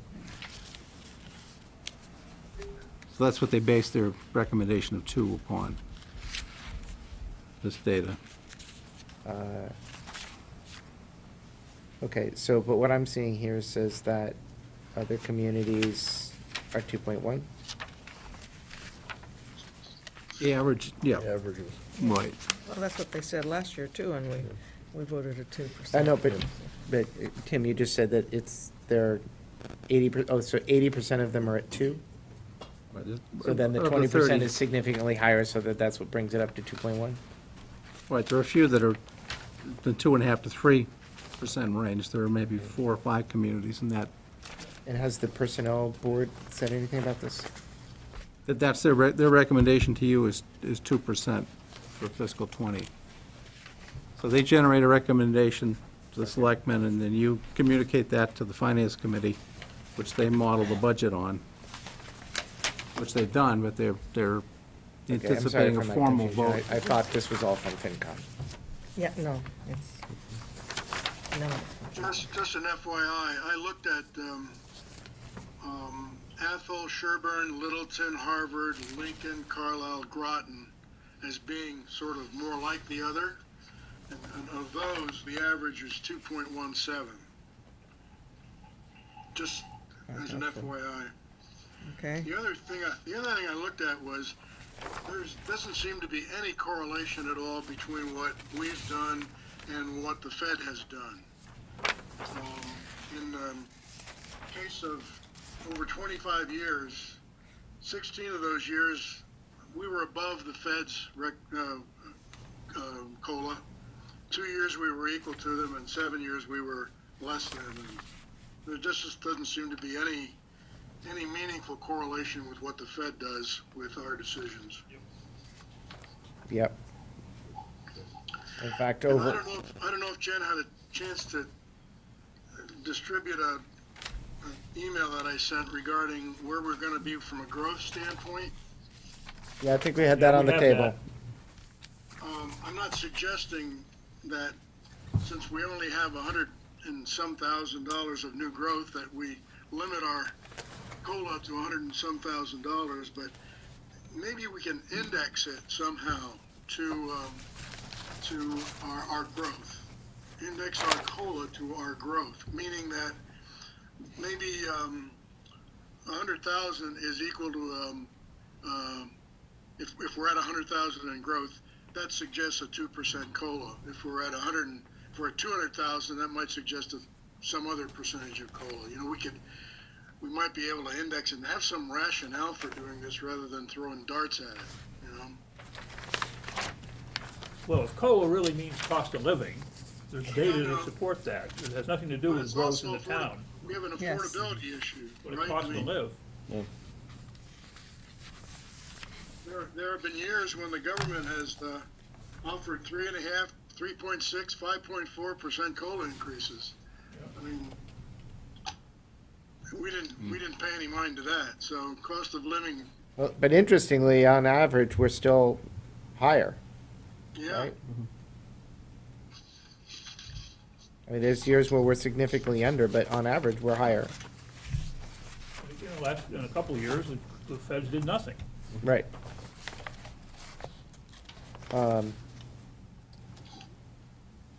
So, I mean, one thing, sorry,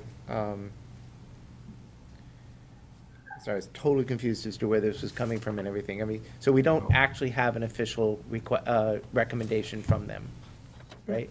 They voted the recommendation. There. Oh. Where do we have an it's not official? written, Yeah, we don't- okay. No, right. Normally, Right. we do get. Yes. Yeah, there's A piece of paper that says, So, we hereby. we'll go ahead and vote on this now, but I think Vanessa was here at the last meeting, we didn't get to it that night, but she Right, I'd was like- going to communicate could that. ask them to put the Put it in recommendation writing. in writing, so that we actually have an official documented Okay. recommendation. We would like to have all their And- recommendations in. And also, I think I'd like them to take another look at 3A. I think we need to get this document corrected. Yeah, they probably based it on the last contract, because see, they've got it as a range. So they probably didn't know where things stood.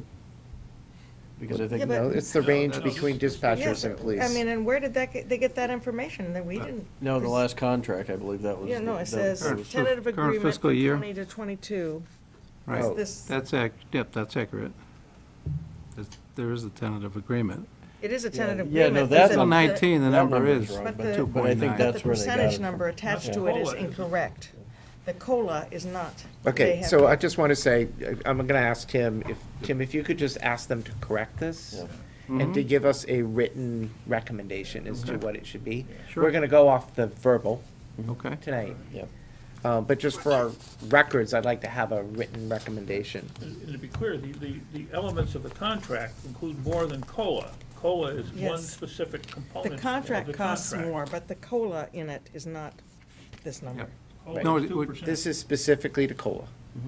I think it's just to compare to what the union agreements are in But that's town. not COLA. But- Yeah, Tim, this says, we're trying to get numbers for COLA on this document. Mhm. And this Right. number that they've listed for the police is not the COLA number. It may be the number for the total contract, but it's not the number for the COLA for the 3 years. No, that's the number for fiscal 19. Right. Yeah, that's 2.9 the Okay, last well, then one. 2.9 is then- fiscal then- 19. Right. Okay, Yeah. so then that's incorrect, there's an then it's not agreement the for the tentative next 3 agreement years. then, it's maybe what Yeah. was negotiated for fiscal last- 19, but that Exactly, is that's not the exactly what it tentative is. agreement. No. So we gotta get that correct, we still have to get Right. it corrected. Okay, so I'm just gonna bring us back, because I think we're still at the same spot we were Yes. when I first made my statement. Yes. Yep. This needs to be corrected, because this is for next year, it needs to say 2.0. And if we could just have a written recommendation from them. Mm-hmm. Does that make sense? Yes. Yeah. Okay. All right, so I Okay, move, any other discussion on this? I move we adopt a COLA of 2% for fiscal 2020. Second. For Carlisle's For non-union, what is it? Tim, For not, Non-bargaining. with the, non-unionized employees in the Non-unionized. operating budget for fiscal Yes. 2020. That's what I said, yeah. Second, that's what Ellen seconded. all right. Is there any further discussion? Okay, Carrie, Kissinger, aye? Reed, aye. Brown eye? Oscar Lilloye? Lewis, aye. Great, thank you. Drew's here. Yeah. Do we stick on? Or do we make Drew suffer through this? Because Yeah, we could make him stay until 2 in the morning. What are the, He'll be here all by himself. yeah. All right. 15 minutes? Yep. He's got, Here. do you want to use your slides, Drew, that you emailed? Did you send them around or no? I can put them up if you I want. can, we can project them if you like. Look, do we have them here? As long as, No, he sent them this afternoon, but we can see them if they can see, do they have copies? you don't have copies. Then I guess we have to project them. Okay.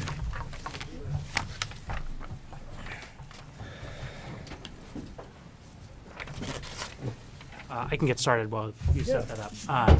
So as you know, I'm the chair of the Recreation Committee, which is, I'm an appointee of you. And one of the things that we're charged with is the maintenance and overseeing the use of Spalding Field, in addition to Banta Davis. So I've inherited a lot of issues at Spalding. On the first slide, when we get it up here, is all about these issues. We have frequent sinkholes appearing in Spalding Field. We have pooling of surface water and grading problems, all indicating problems with drainage, undersurface drainage, but also the grade of the fields. The sun coverage is poor there because of overgrowth in the forest, which has weakened the grass considerably. We have a problem with animal waste from geese coming from the wetlands, which is a significant problem. We have problems with the way the fields are configured. One of those problems is its interaction with the wetlands. So for its use as a baseball or softball field, foul balls go flying into the wetlands, which is neither good for the wetlands nor for the poor children who have to go digging into there to go get them. The solar orientation of the fields is inappropriate for most of them. So the way that a batter faces the sun is important in the games of baseball and softball, and that is all wrong with what we have. We also have configuration issues there, which are safety problems. The field's proximity to each other is too close, and we need to reconfigure those fields because right now you cannot use two of them at once.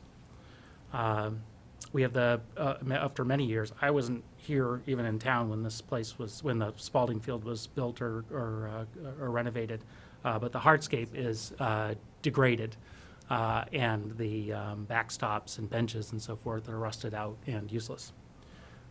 So as a result of all that, the field gets very limited use. So there are 3 fields that are baseball, softball fields there. One softball field, a Little League field, and a 90-foot professional length diamond. None of them are scheduled for use by either the recreation or middle school this year. This will be the first year that they get no use at all because of their condition. Where do they go? Banta? They will go to Banta or to Concord. Okay. So we need to propose a renovation, our committee, for the fields, and that renovation may come with a reconfiguration and repurposing of those fields. But we need an engineering study to help us with that. We can't even make a proposal now, and I wouldn't want to bring to you a proposal which might be, you know, $500,000 or something, or even more if we get to the issue of artificial turf, without professional advice about the feasibility and appropriateness of those kinds of construction plans. Some history about the site. There's an oral history in town among much older residents that the site was once a landfill. I have not found any direct evidence of that. So people say that it goes well before the 60s. If anybody knows anything about its use as a... I had also heard it was. Mm-hmm. Yeah. Right. But the other piece of history is that portions of it, I don't know which, are leaching fields for the septic system, I think, from the school. So we need an engineer to, discover and spec all of that. I thought the leaching fields went Yeah, through the waste treatment facility. Okay. This is what David Flannery has said. You want to flip the slide? Sure. Yep. Yeah. I only have one. I only have one good picture for you now. I can get more, but these are sinkholes that I took pictures of yesterday morning. You can see they're pretty substantial. It's a big issue, and this is just a couple. I mean, these are the biggest ones. They're all over the place, and they appear frequently. We fill them. We lose our hydration to them sometimes. Our sprinkler system just will literally fall into the sprinkler head will fall into a sinkhole and be buried. So with this, I have a proposal, and if you flip to the next slide, which is the language, I hope that the selectmen seen this language at this point? It's in the warrant. It's in the warrant, Yes, okay. the draft warrant, yeah. So I drafted this myself. I did not have the use of town council for this. I mean, I probably could have, but I didn't think I needed it. So any advice you have about the language would be helpful. And I'll just read it quickly. To see if the town will vote to raise and appropriate up to $20,000 to be expended by the Board of Selectmen for an architectural and engineering study of Spalding Field for the purpose of planning future recreational use by the school and the town. The study would conduct soil cores and test pits to test issues related to drainage, architect an undersurface drainage system, assess the risk of finding hazardous materials left from prior use of the site, scope any needs for variances or other permitting issues related to new field construction, make recommendations related to field configuration, solar orientation, use and maintenance plans, make recommendations for tree and foliage setbacks for solar coverage, recommend variations of grade class or other materials, and assess the suitability of the site or some portion thereof for artificial turf. So there are two pieces on this slide that I'll get to quickly. The first is the first sentence, the $20,000 to be expended by you, the Board of Selectmen. So we are appointees of you and serve at your pleasure, and we would expect to oversee this. When I presented this language to the school committee, they had a question about whether it should be under the school committee. I don't have any dog in that fight. I assume I would be doing the work in either way, but I could use some advice as to what the appropriate governance for such a matter is. Yeah, well, I think they control the field, right? So even though we're giving you the money, technically it's there. So I would think that we would need to get their approval before you did this It wouldn't study? just be their Or change the, warrant article? or change Board of Selectmen to school committee Yeah, if school that's, committee, if If that's, they're, if they're okay with it. yeah, we can talk to them about that. So But it wouldn't be expended. Well, would it be expended? I guess it would be expended by the school. Yeah, right? Mhm. Yeah. is one of you a liaison to the school committee that Me. you can? Yeah, I can. All talk right, to so Dave. you, me, and David can Yeah. figure this out? Yeah. Okay, great. I will reach out to you for that. The other thing is that last sentence, which is a little bit of a bombshell. We feel, the town narrowly defeated on a 2/3 measure, I think it was in 2004 or 5, putting artificial turf into the system. So, in other words, at that time, a majority of residents wanted artificial turf. We would like to consider proposing that again somewhere in the system, either here or Banta. I can say a little bit about why having even just a single field of artificial turf within the field system saves us so much in terms of maintenance and wear and tear, because the fields get their greatest damage during the early season. And if you can get teams to rotate through an artificial turf piece during that time, you save the field so much maintenance. It also allows us to do applications for pest control and for fertilizing and protect the fields during times of heavy rain, and would go a long way to improving all of our fields if we had just one. Everyone I have spoken to who works either with kids or adults on sports issues is very enthusiastic about this, about the idea of putting an artificial turf field here. So we would like to study the feasibility of putting an artificial turf field into the system, but we also think that Spalding is an excellent location for that because its proximity to the school means it would get used during the morning and the day. The athletic director there would make good use of it for more than just the post-school hours, whereas if it were at Banta, it would be a longer hike. Would there be, but there would be much more use. I'm just thinking about parking at Spalding is much worse than parking at Banta, right? Because you're backing into that road and. It's a good question. I think there's plenty of spots there, right? I mean. Yeah, during soccer season, it's always pretty packed. Yeah. People park on the other side. I mean, I think people are just used to it now. Really park at the school. Parking at the school or walk, or you could give up a little bit of the field for a little more parking too. I mean, right now we have 3/4 of it that never gets used. If you think about it that way, we've probably got some space to spare. Is there some basis for the $20,000? Yes, so I've, my experience in this is having done, played a large role in the renovation at the Concord Athletic facility, using the Concord Carlisle Athletic Campus. And so we've worked with a few different firms and have a sense of the price range. And in fact, I spoke to one firm about this number specifically, a firm in Groton called Pine and Swallow. But we would obviously put it out to bid. I think that with that amount of money, if somebody, if we would be able to scale the study to at least get done what we need to get done. There's one more slide I just want to kind of go over. So this is just the, what we would hope to achieve with an engineering study. So we would get advice about the configuration. When we go to reconfigure that, it's always a little bit political, actually. The baseball and softball people will argue for their fields, and the soccer and lacrosse people will argue for their fields. And actually, it would be nice if we had, if this was just based on advice. Well, what's the best and highest use given the conditions, the undersurface and sun and so forth. To perhaps, put a kibosh on all the politicizing of such a thing. They would advise us on the drainage issues, as I said, and also just any potential difficulties for field construction that we might have. So the landfill issue, the leach field issue, setbacks to wetlands, and give us a feasibility read on whether or not that could be an artificial turf site. So the artificial turf, but also whether we can do the construction at all, given any undersurface issues or hazardous issues. And then also just advise us on how to best maintain the site, as well as think about how to keep the geese out, which is kind of a really gross problem. So Coyotes. Coyotes. Coyote statues. So, I guess the thing that, maybe it's an elephant in the room, but, if we do this study and it's found that, okay, there's a landfill there. Yeah. What do we do? I mean, You is gotta it clean potential it. now we can no longer even use Spalding?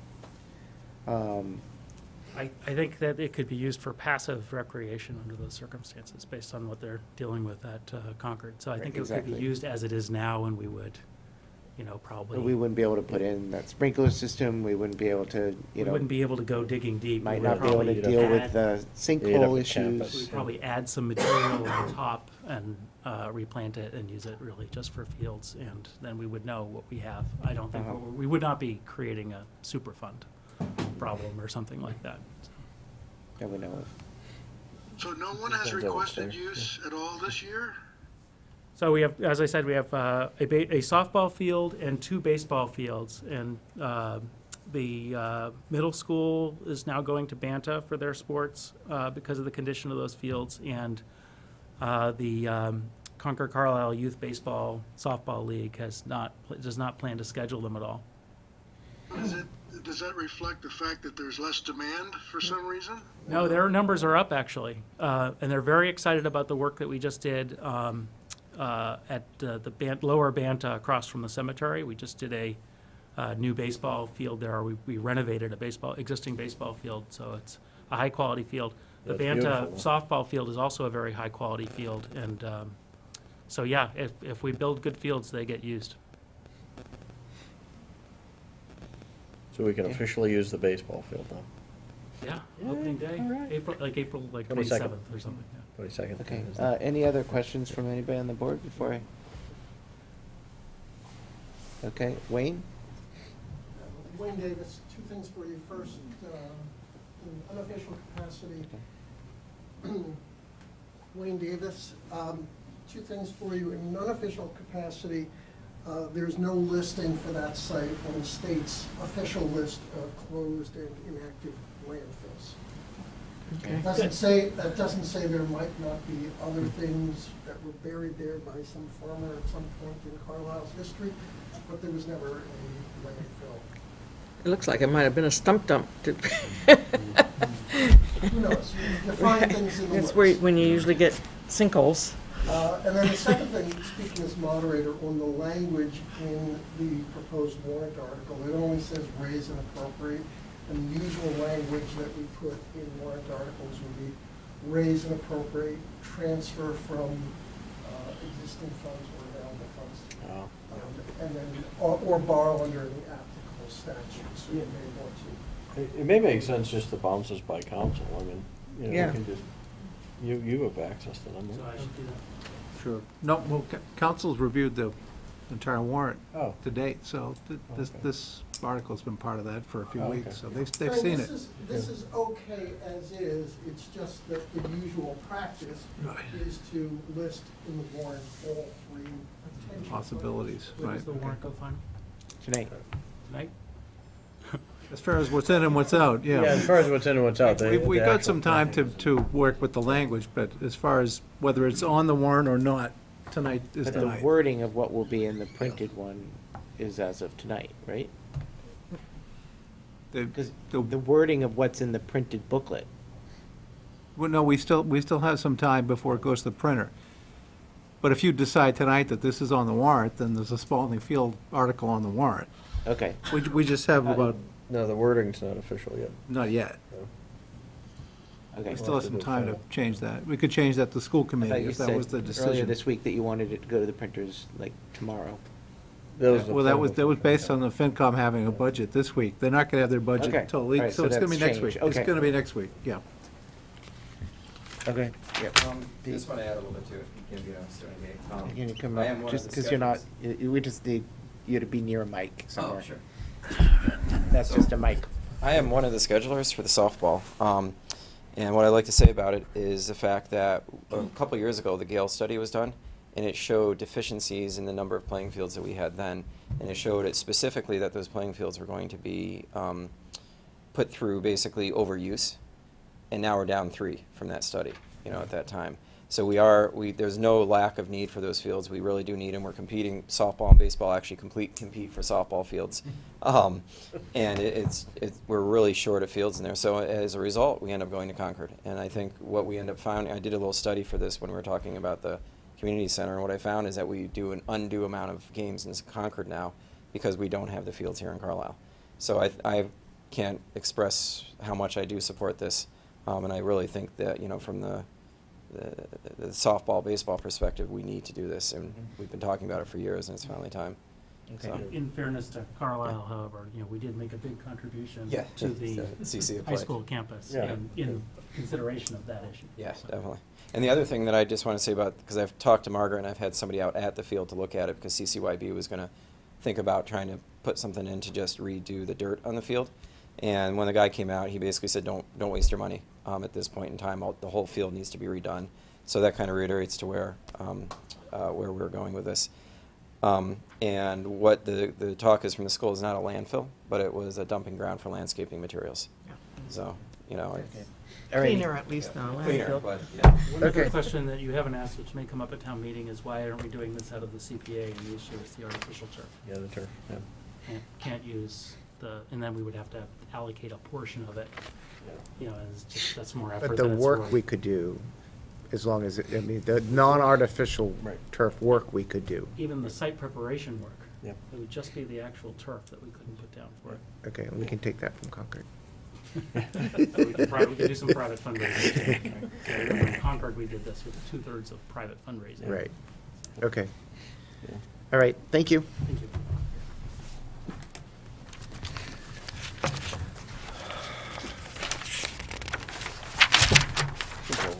Put it in the back of the truck. Right. 7. So, moving on, where are we? We are on our 8:30, which is the finalizing the town meeting election warrants. But we're already done with our 9 to 9:15, and our 9:40 to 9:50. Wayne, do you want to join us up here?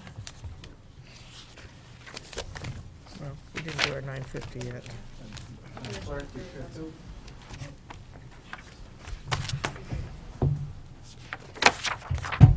Is this the same version of the warrant as you sent out earlier?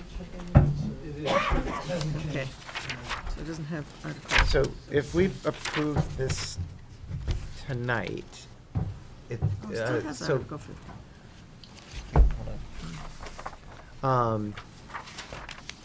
what we're approving is what's in and the order, but not Not final language. not the language, because we had a problem, when you and I were talking earlier, we were worried about having the budget in, you know, we want the budget not to be a handout. No, we're gonna wait until the final budget convention, that'll be probably next week. Okay, So there's some time to. So at what language point is do we- pretty near final form, and then. at what point would we Mary be has seen it.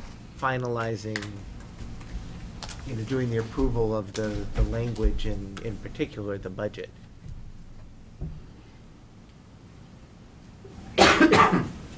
Well, We can't approve that tonight, No, you right? can't approve the budget language. It could, well, it could be at the next meeting. It could be as late as April 9th. I think what we need to do is to agree on the ballot questions. Am I correct, Mary? Yes, Because that's correct. the deadline for that is before Yes, it's 9th. April 4th. Okay. And those are, But the warrant itself, the strict legal requirement is that it's, for the annual town meeting, is that it's posted by a constable 7 days before the meeting, so you really have a little more time to. yeah, we don't want to cut it close, but Well, no, we also but- need to be approving a budget that FinCom has approved, Right. right? Right now, you just agreed on, you know, article, whatever, is the budget article, and holding the place for the numbers.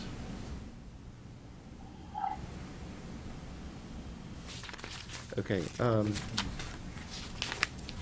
so can we jump to the ballot questions? I saw them in the online packet, but I'm not seeing them here. Here, in the rear of the packet, right after the end of the warrant, Got it. Oh, no, that's not it. after the officers to be elected, yeah. Stapled. Did you change that to 2 and 3? Got it, okay.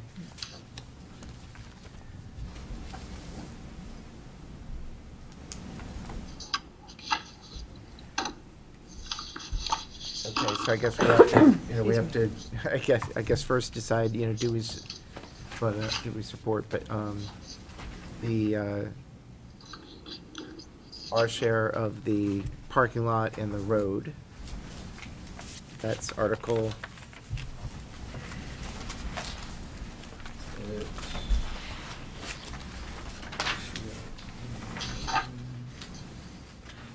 I think it's 34. Yes. actually, let's just go through this article by article rather than jumping around.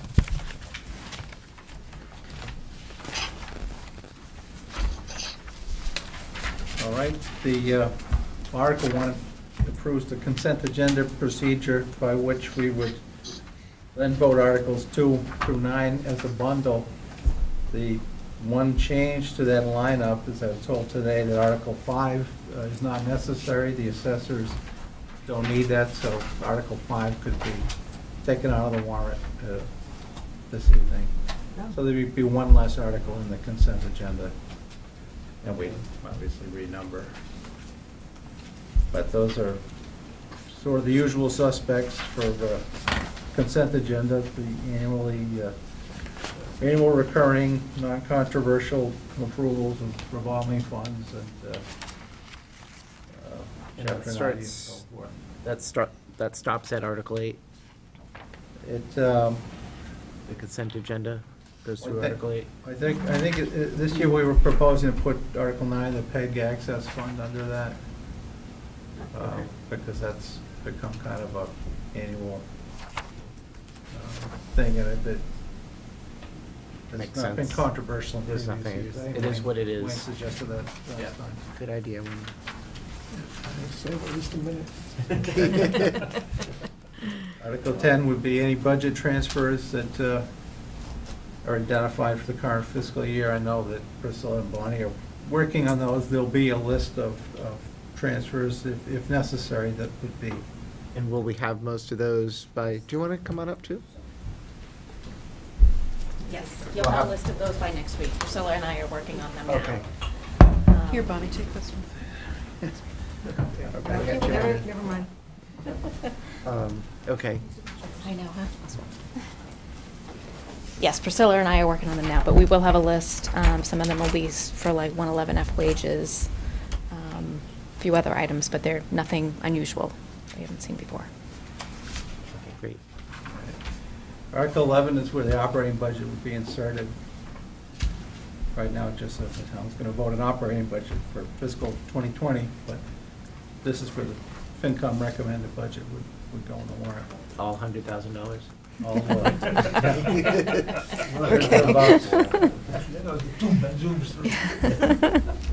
Okay.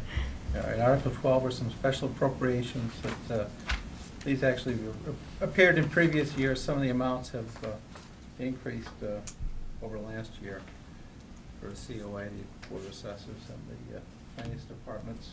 Okay, so before we move on to Article 13, because here's we're getting into the meat of the things, does anybody have any questions or concerns about Articles 1 through 12? Any changes in wording or anything? They've all gone through town council, right? Yes. Okay. Warrant, yeah. Wayne, you're, okay. All right. Article 13 is funding for the town master plan, proposed by the planning board. It's under $60,000 appropriation. And, Pete's here tonight, but I think he's presented to you previously on that.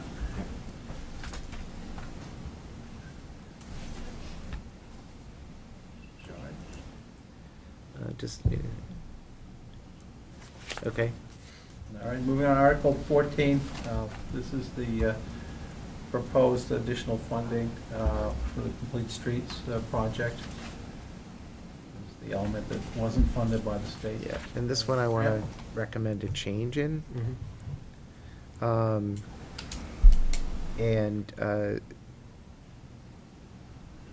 So the change I would like to make is, just give me 1 second, my computer went to sleep.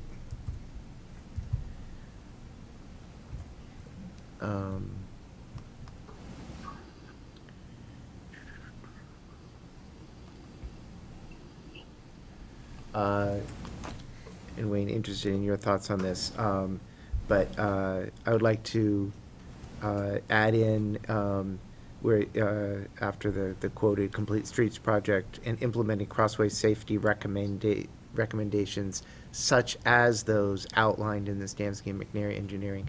I just want to make sure that we're not, that the new engineering that is going to happen isn't restricted to what the Stamsky and McNary engineering already said.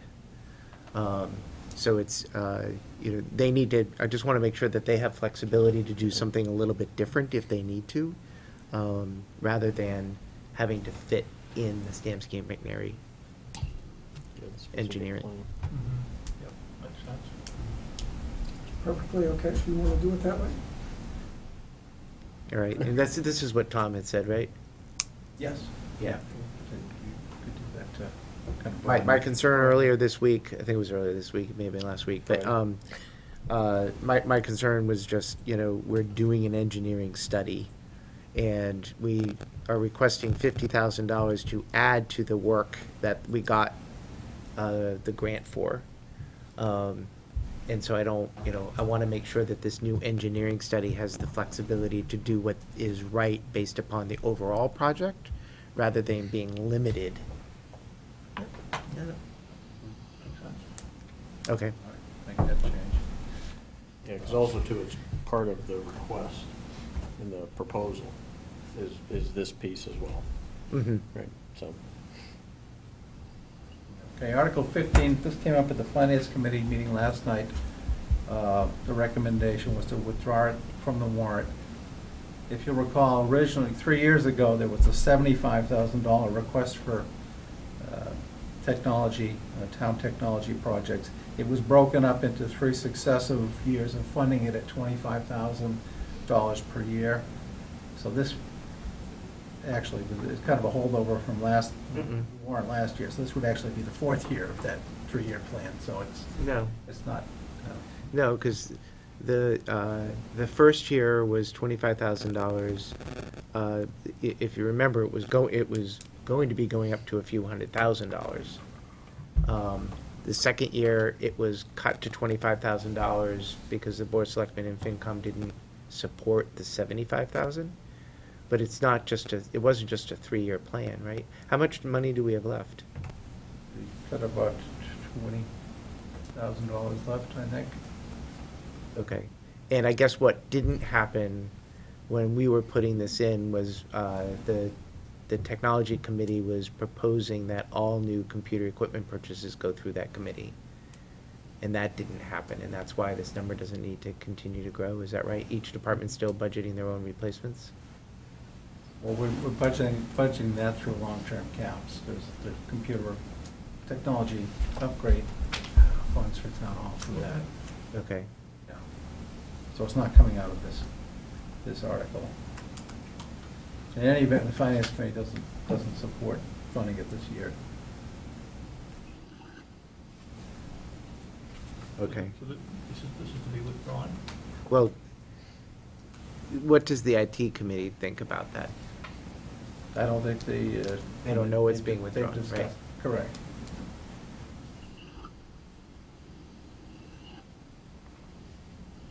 They didn't submit it either. They weren't aware of. Okay.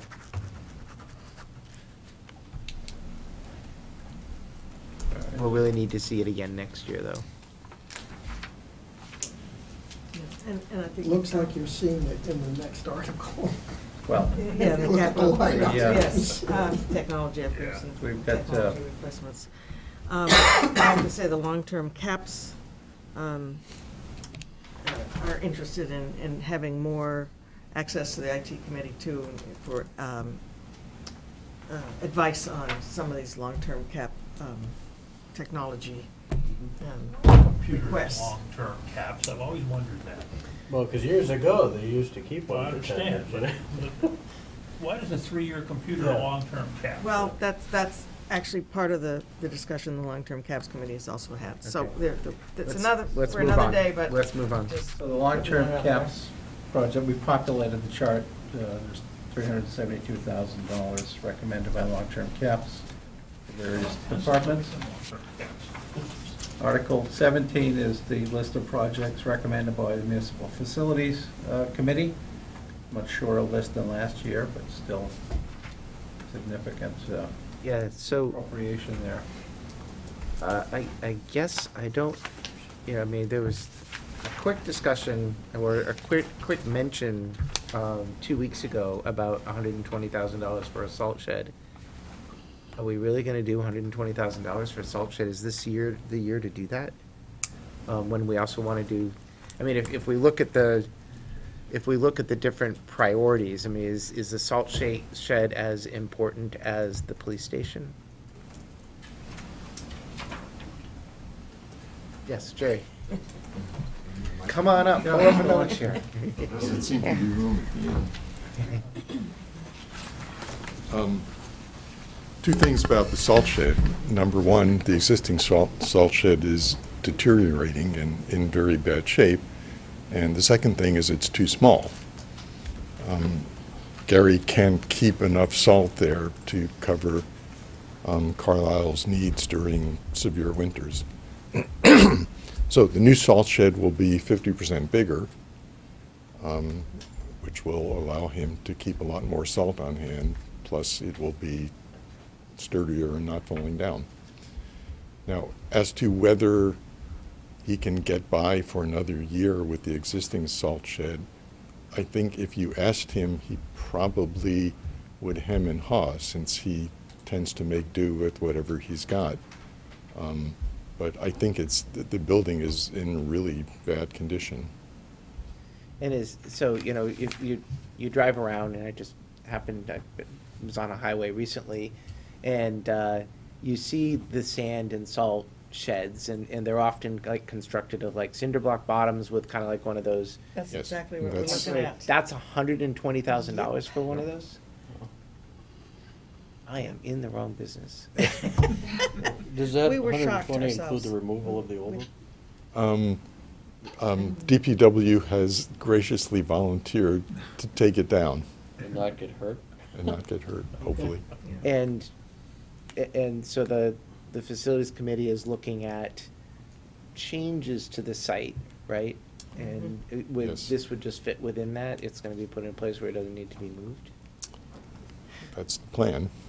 Okay. Now, there are a couple other items on DPW that we Yeah, could the talk trailer, about. which I think is totally a great idea. If anybody's been in the DPW, they need a trailer. Well, there are many issues with their existing personnel space. It's too small, it's not safe, it's not accessible. And one of the implications of a trailer is hooking it up to septic system. The existing septic system is in failure, so in order to put a trailer on that site, we need to put in a new septic system. Just cheaper than like a house one. Okay.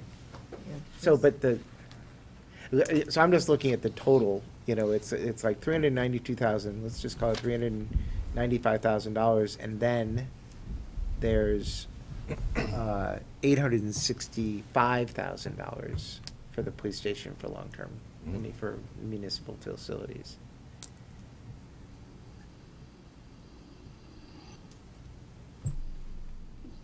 I'm not good at doing really Yeah, quick math, and your but I point think that's is? like $1.2 million. Yeah. Well, Right. and- That's I mean, my That point. we haven't, that we in haven't some ways, spent in the how many You years? can think of it as chickens coming home to roost. I mean, the town Yeah. hasn't been spending adequate amounts of money maintaining its buildings for many years, and getting them back into good condition costs money. Jerry, Yes. on the salt shed, we're doing solar, car top or canopy solars for the parking lot. Is there a way that can be extended and used partially to cover the salt area? I don't think so. It's a curved roof Has structure. anyone looked at that possibility? We've looked at the possibility of putting solar panels on the roof of the existing DPW barn and had to give up on that idea because the existing roof can support the additional weight without severe modifications that just make it economically. I believe that's true. But on the salt shed side, is there a way that technology can be used to I enough really coverage doubt for it.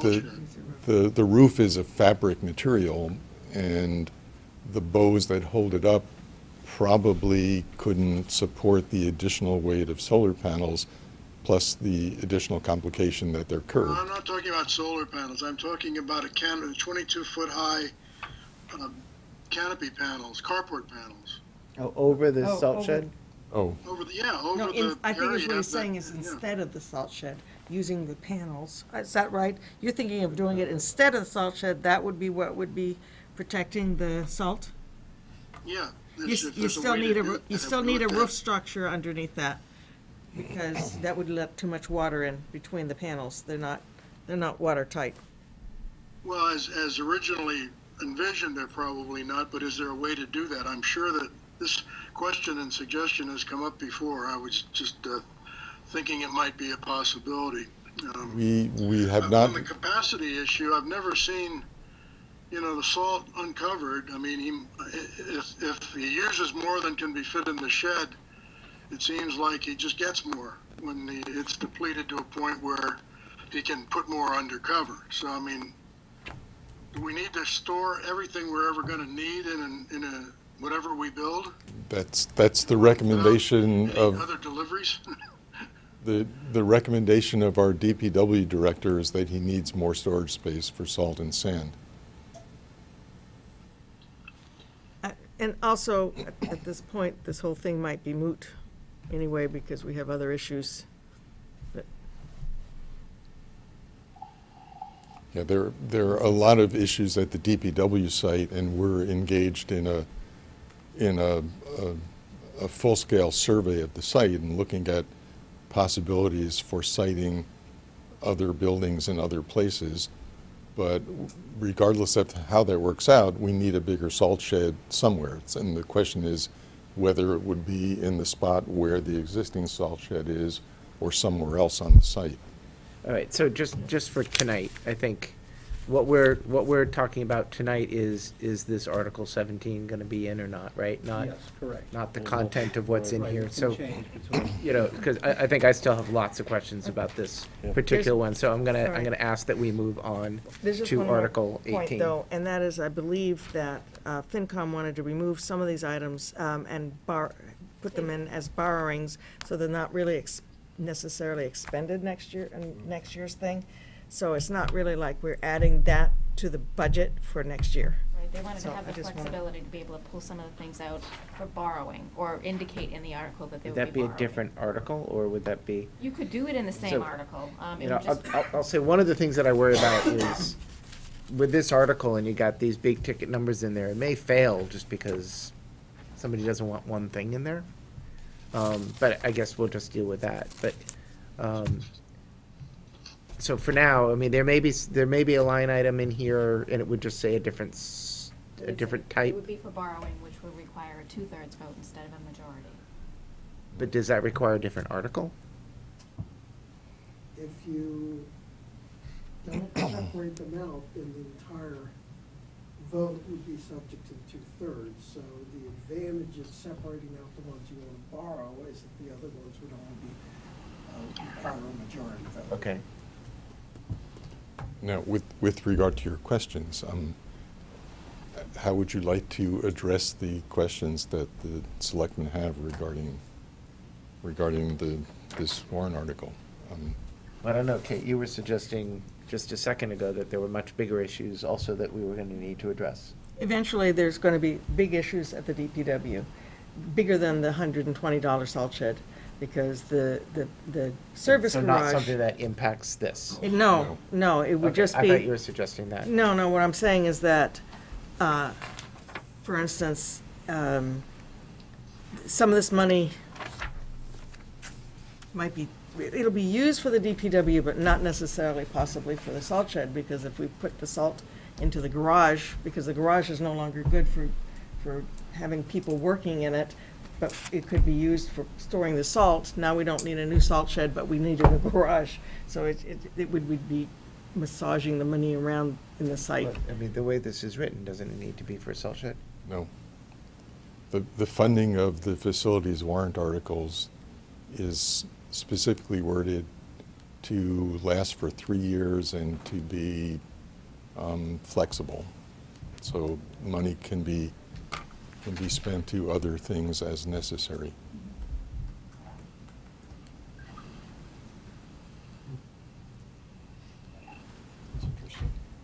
So we're saying that we're going to appropriate $392,610 And it may be on this. It may be on this, that's right.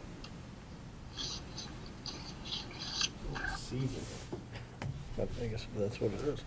That's what it was last time. That's how it was voted last year, correct. And we haven't yet expended the money on the, fire department because we were waiting for the chief, and then there were other things, And then it's amazing, you think you know what you need, and then you put the spade in the ground, and now you need, remediation on top of everything else. So that's why it has to be a little bit flexible, because you can't plan that. It's kind of like in the old days when I used to work on my car, when I lifted up the hood to change the spark plugs, I'd find lots of other things that Right. needed attention as So well. One of the things that we made clear is, number one, I think at one point we had said that there were gonna be like reports on how we did compared to what was in the article, and it would be great to get that. We have that. But one of the things that we did say was that if there was something here, like, basically there's a guarantee that replacing the salt shed is not gonna come into the budget next year. Right. That's, I think Right. we can make that guarantee. yes. Right, so I mean, it's, if we don't spend the money on that, it's not we're spending it on something else, and then we'll ask the town for the money again in the That's following correct. year. That's Okay. the commitment. And just briefly, since our new facilities director has come on board, we've made enormous progress on all of the items in last year's warrant article. I'm happy to report that he's doing a fabulous job, and great progress has been made in the month or two that he's been hired. That's awesome. Excellent. Awesome. All right. Great, thank you. Should we move on to Article 18? Article 18. Well, when are we gonna, when will we, I mean, if we're voting on this now, how are we gonna deal with the one article, two article thing? Is it just gonna be one article and it's 2/3 vote? That would be up to your preference, but if it were me, I would probably reserve 2 articles with Yeah. the contents to be filled with FinComs. Right. You don't have to do 2 articles, because you could. Do I think 2 actually, motions? See if Tim agrees with me on this. I suppose you could make 2 under one article, having warned the voters what is up, you could make 2 separate motions. Right. I mean, it's the same as we do under CPA. You have one article, but separate votes. Right, yeah. I Partially don't- divide the question to vote Yeah. each project as a.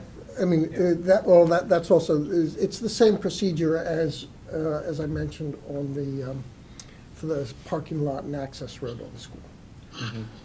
The article, 2 motions.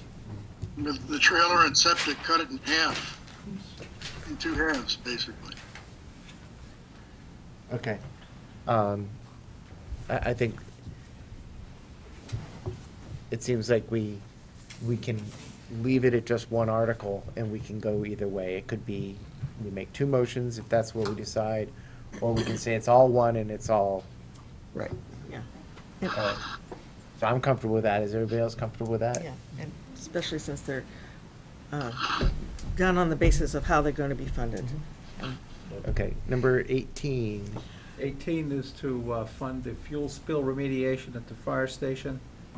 We have plugged the number of 100,000 in here. The latest information from the LSP is that the soil borings and groundwater testing is 100% favorable to the town, and he anticipates a greatly reduced remediation cost, but we don't know what that is yet, so I think I'll leave it in. When do you think we'll know? Probably within, certainly before town meeting, within the next couple of weeks, but he Okay. thinks it's gonna be much less than the 100, but. Like, good news? That is That's good fantastic news, finally. That's. I'm not sure what to do with that. It'll be 98. Yeah, right. No, it'll be more Okay. like, All right, so Article 19? Article 19 is the police station renovation project. That's being split off as its own project. It's written to be subject to a debt exclusion referendum that the board would have to vote also to put on the ballot this evening. So it's a 2-part approval. The borrowing has to be approved at town meeting. And the Municipal Facilities Committee will be doing the presentation on all of those 3? Yeah. Okay. This warrant article will be a combination of the facilities committee, the police chief, and the architects. Okay. Article 20? Article 20 is the first of the planning board zoning. This is the bylaw to ban commercial marijuana sales. Pete was in a few weeks ago to talk about these articles. So the planning board's had their hearing, and they worked on this language with town council, so I think it reads as they wish it to read. Article 21 is the partial ban, except for cultivation and craft cooperatives. Under bylaws. A good part. See, that was 21. Article 22, some cleanup to the bylaw that's necessary regarding medical marijuana treatment centers, some definitions and changes that had to be made.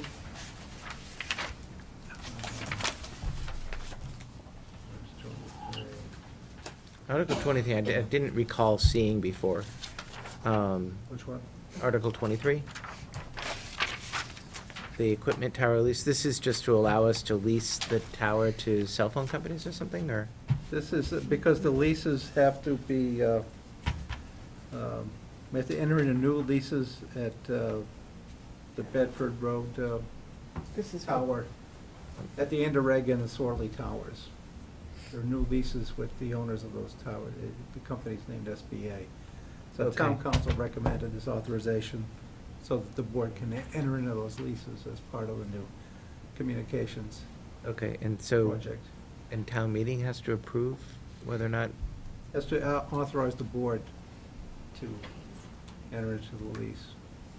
okay, You just can't on your own, you know, okay. agreements, and town meeting has to authorize Does this that. include the one on Snack Hill as well, the one in Concord? Now, this is specific to the two existing towers, the so-called Interreg site on Bedford Road and the Sorley one on Westford.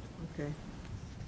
So, but what happened to They're owned by those, the to the same one in, company. what happened to those those, the one at Middlesex and the one in, Well, this is still anticipated to be part of the communications network. yeah, but we don't have a lease on it? We have an agreement to locate on those. Okay, but There's so, an existing one on Nurse Neck Hill, the town has had for many years. I was just wondering that if we. There's an agreement on Middlesex, but these are leases, because these are commercial towers. I see, an agreement as opposed to a lease we have. Right. Okay. Okay, these are not on a new tower, these are on existing towers. Right, those are, on yeah, they're new leases on the existing towers. Article 24 is where the CPA recommendations will Do you have any idea where that's gonna be? be inserted. Do we have any idea what those numbers are gonna be? So there are 4 of them. There's 16,571 for the town clerk. Yeah. There's 15,000 for trails, 9,000 for, it'll actually be administrative funds, but it's the open space and recreation plan. And then there's the Greeno Dam. We don't know that exact number yet. It went out for bid, right? Yes, Or is it- it yeah. did, yeah. So I gotta talk with council. We're gonna leave that one blank for now. And fill in the number once we actually have some bids back. Okay. I thought that we were gonna get a grant for Greeno Dam. So, yeah, part of it is, I was gonna do this during my liaison report, but I can do it now. Part of it is that, it's this, yeah, there's a state fund for some of those things, but we don't know exactly when we would hear. So the idea is to, for CPA and, possibly take a full year, if we don't hear from the state, or if we do hear from the state kind of in that time, then we can act on it. But if we don't hear from the state, you can actually go that full year. So we did kick that around. We had our meeting last night. We kicked it around to say, well, why don't we just wait until next year? But it's that whole thing, if we hear and the state comes back and says no, you might as well Okay. just allocate it and run with it. So we're gonna be hearing from CPC? That's me. I'm the chair. I know. Yay. Wait, Well, usually I do it during this sort of thing, but I can do it during a liaison report. okay, or just as a agenda item? We could do it as an interim. That'd be great. Yeah, it's usually during this whole thing. I've been taken off. Nobody wants to hear from me anymore. It's usually during the coordination meeting. Okay. Maybe we could get him on the next agenda. We'll have to hear him talk.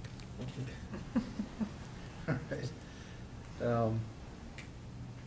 Article 25 is the zoning bylaw amendment regarding the residential open space community. The planning board has had that for a while. They've had their public hearing on that. Then we get into succession of solar project-related articles. Article 26 would authorize the solar facility leases that the Board of Selectmen and the school committee would enter into with the vendor. Also provide for the pilot agreements for both of those locations, and necessary easements at the transfer station and the CPS parking lot. And when would the rest of these numbers be filled in?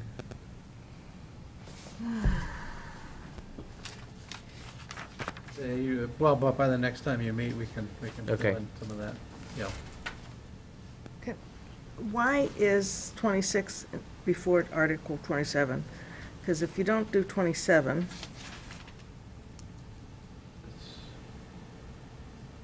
do you do 26? Well, this is the order council put them in, but if I'm there's just- a better order, we can. I don't know, I'm just asking. Some of it's town land. Yeah, okay, I don't know, it's just because the You're school saying committee. if the underlying zoning's not changed, then there's no. Yeah, then we can't do the Yeah, other. actually, I don't think the solar, it does actually require the bylaw change, yeah. I'm sorry. Yeah, it does. For- Both of them Recommend- require the bylaw change, in fact. Flipping that, Yeah, the order there. Yeah, it came up last night at the planning board that it was recommended to flip the order so that we did the one that required the 2/3 vote first, because if that one doesn't pass, the next one is moved. Can certainly do that. Okay, yeah, let's swap those two. If you're okay with that, Wayne? And then Article 28, the parking lot resurfacing at the school would not be moved in the event that the succeeding two articles don't have town meeting, but that's $250,000 to resurface the parking lot at the school.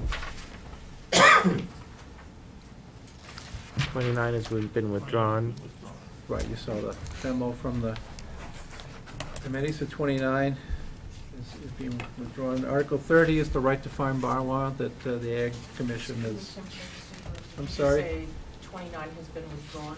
Yes. Okay, thank you. Well, yeah, will Sorry, not, just will didn't not hear be you. on this warrant, correct. So I guess, now is the time that we should talk about it. So this was withdrawn by the recycling committee. Household Recycling Committee. Household Recycling Committee, with a recommendation that I fully support, and I hope that the rest of the board will support it, and I think that we should, move forward with incremental changes to improve recycling rates at the transfer station. I think that gets to, better signage, it gets to looking into how we can put some composting there, it gets into looking at the pricing or the viability of construction debris there. Should we start charging for larger items? Should we start, enforcing permits more, maybe raise the permits? Lots of things that we're kind of short of doing the pay-as-you-throw. And, their recommendation was that we do that first, and therefore they withdrew this. And I personally support what their recommendation is, that we should look into those. I don't know. No, I totally agree. Terry? Absolutely. Okay. All right. All right, Article 30 then is the proposed right to farm general bylaw. The Agricultural Commission has been in to talk to you about a couple of occasions. Article 31, the town clerk brought this to the board's attention, accepting Chapter 140, Section 139 to provide essentially free dog licenses for residents over age 70. Now that I don't have a dog. You can always get one. Yeah. Article 32, a general bylaw amendment from the planning board to add 2 roads to the list of scenic roads, Rockland Road and Stern Street. Article 33 is the funding for the Spalding Field study that Drew presented a little while ago. Article 34 is the Concord Carlisle Regional School District Capital project. So again, would be subject to a debt exclusion.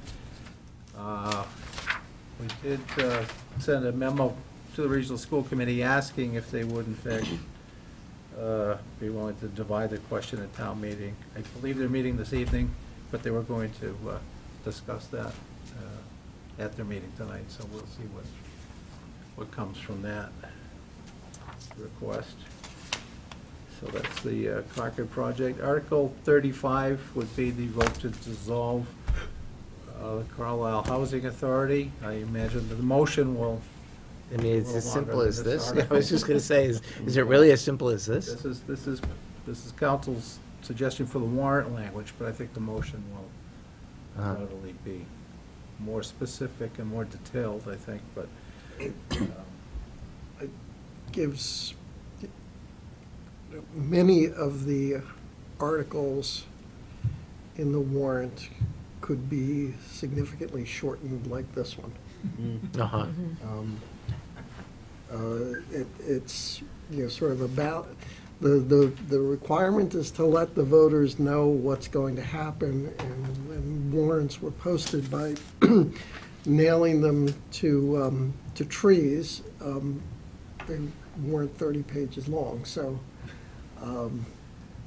this pretty clearly says what the proposal is, so I certainly don't have a problem with it. And, so long as whatever the motion is consistent with dissolving the housing authority, I think you're going to be fine. Mm-hmm.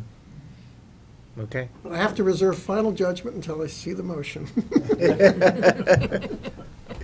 All right. Article 36 would be to amend the general bylaws regarding the composition of the Community Preservation Committee to provide a slot for a member of the Housing Trust rather than the Housing Authority, presuming that Article 35 passes. It would no longer be a Housing Authority going forward, so. So we wouldn't move it if. It wouldn't be, it would, I guess it would not be moved if the Yeah. Housing Authority is not dissolved, correct? Yeah. You could still do it. Oh, Well, that's that's- true. that's We true. can still do it. That's true. You're right.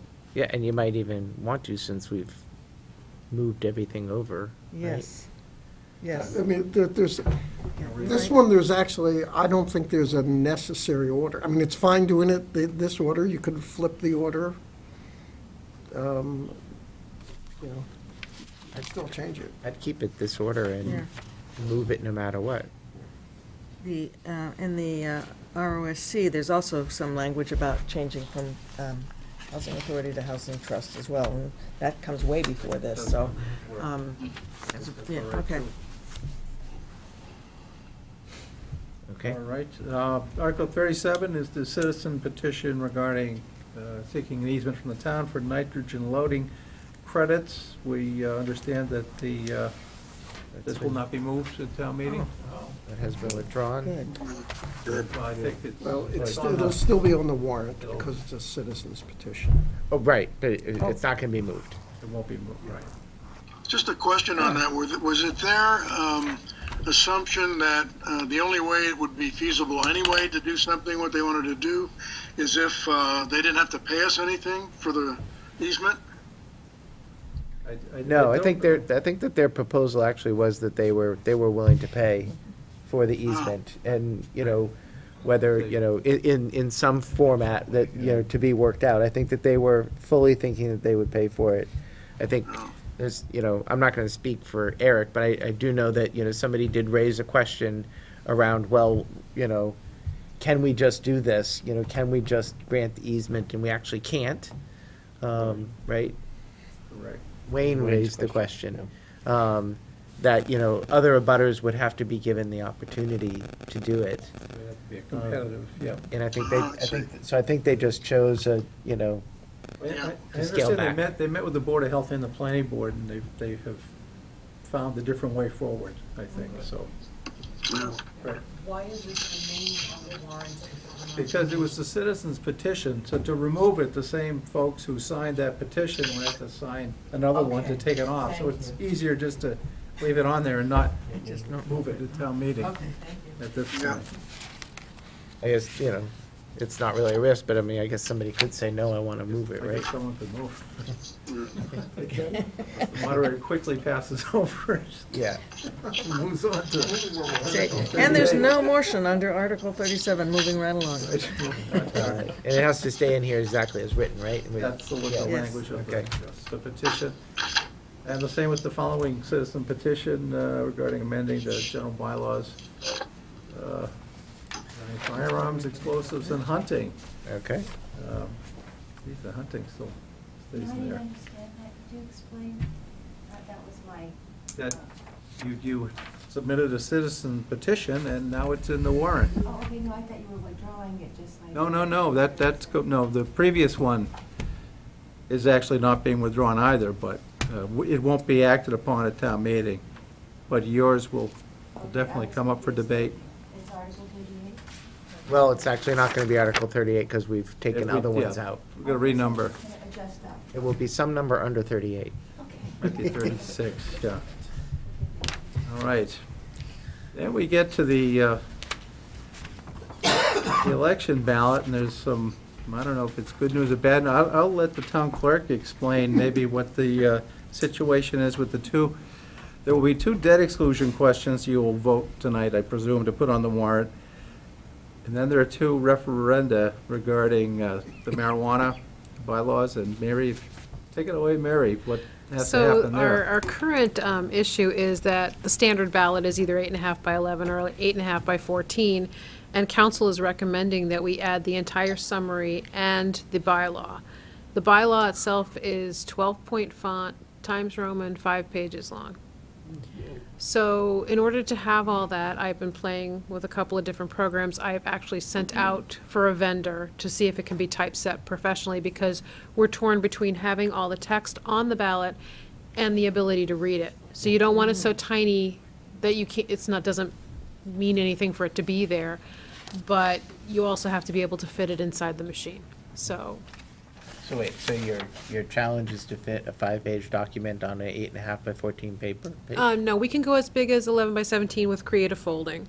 Okay, 11 by 'Cause 17. Yep, so it's. And it's a 5-page document. If you saw the text of the bylaw, Yeah. it's all that text. Okay. So that's what we're looking at, plus all of the other offices and the debt exclusion questions, so. Good luck. Yeah. mhm. When you say the machine, you mean the clink, clink, clink, clink, clink? Yeah, click, click, click, click. So it basically has to be about the width of my palm when it's folded up. Otherwise, it doesn't fit in. So that is a space issue. It's gonna have hinges? People to hold it up like this for you, yeah. Okay. So that's the issue we have right now. Don't forget, the Russians can't hack it. This is true. This is That's true. I guess it depends on who's doing the cranking. No, we have really good workers.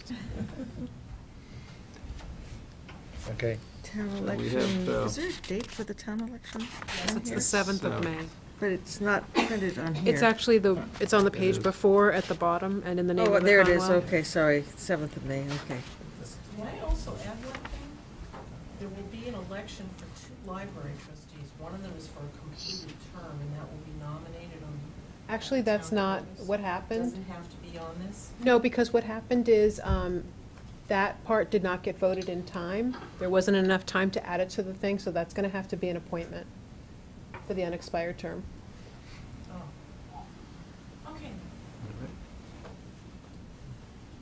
So we have for you suggested motions to approve the 2 debt exclusion questions.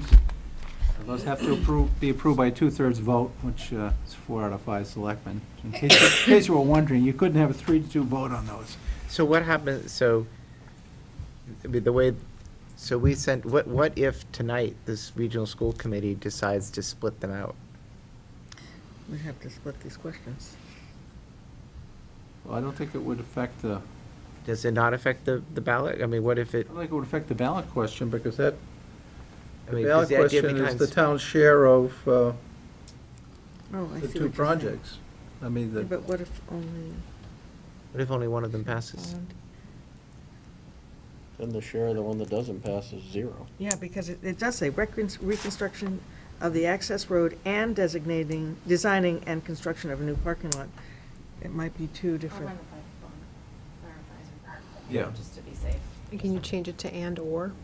Yeah, I'll have them get the language Well, clarified. you're probably okay, because this says for improvements, including.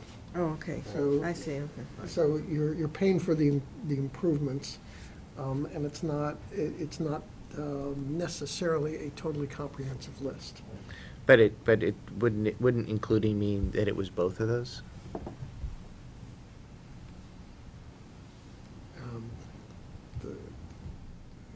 You get bond Yeah. I counsel's think opinion. yeah. You're probably, With the way that you're probably okay. They've been tightening things up over the last 5 years, so I'll just run it through them and have them give me recommendations tomorrow. I wouldn't be surprised if they do not wish to separate the Right. two Yeah. questions. That seems to be the way they're leaning, so we'll know Okay. that tomorrow.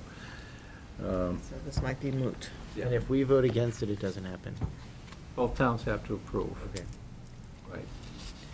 Approve the town meeting. It's on the warrant. I mean, if the ballot question fails, you just don't have excluded debt. Town meeting would have still approved the debt, is that correct? Well, no, it's contingent on the question. Yeah, it's contingent on the question, contingent, yeah. so it would fail. Okay, so then we have, all right.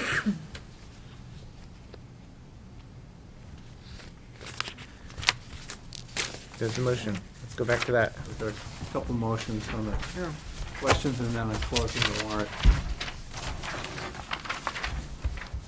All right, I move that the board vote to include a question on the May 7th, 2019 town election ballot for a debt exclusion pursuant to Mass General Law, Chapter 59, Section 21C, paren K, to consider excluding the debt service associated with the CCRSD access road reconstruction and new parking lot project, and to notify the town clerk in writing regarding this vote. Second? Page 2. Okay, is there any further discussion? Okay. All those in favor? Kissinger, aye. Reed, aye. Brown eye? Oscar Lilloye? Louis, aye. Move that the board vote to include a question on the May 7th, 2019 town election ballot for a debt exclusion pursuant to Mass General Law, Chapter 59, Section 21C, sub K, to consider excluding the debt service associated with the police station renovations project, and to notify the town clerk in writing regarding this vote. Second. Any further discussion? Okay, all those in favor? Kissinger, aye. Reed, aye. Brown eye? Oscar Lilloye? Louis, aye. Okay. Okay, approval of additional referendum questions. There are the two referendum questions regarding the marijuana So, bylaws that have to be added. We don't have the final language on those yet because Mary's still working with town clerk, but I think a vote to add both of those questions would be in order. The language isn't as specific as the debt exclusion vote. move approval of adding question 3 and question 4 to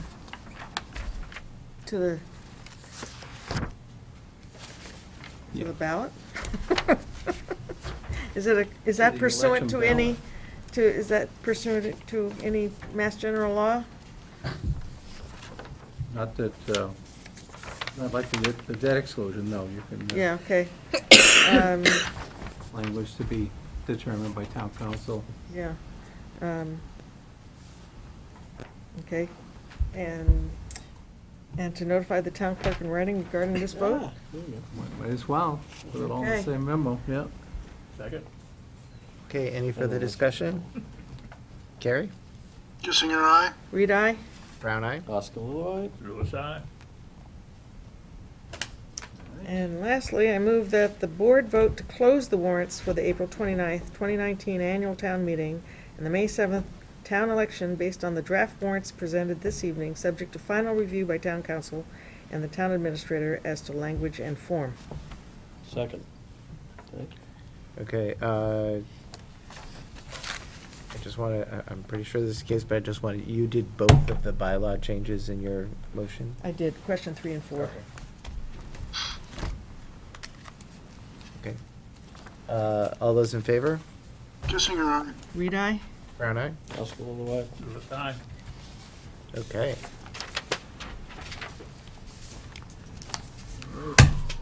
Finished early. Thank you all. I know, I can't wait to have more things. Okay, so we're at our 9:15, we're 45 minutes late.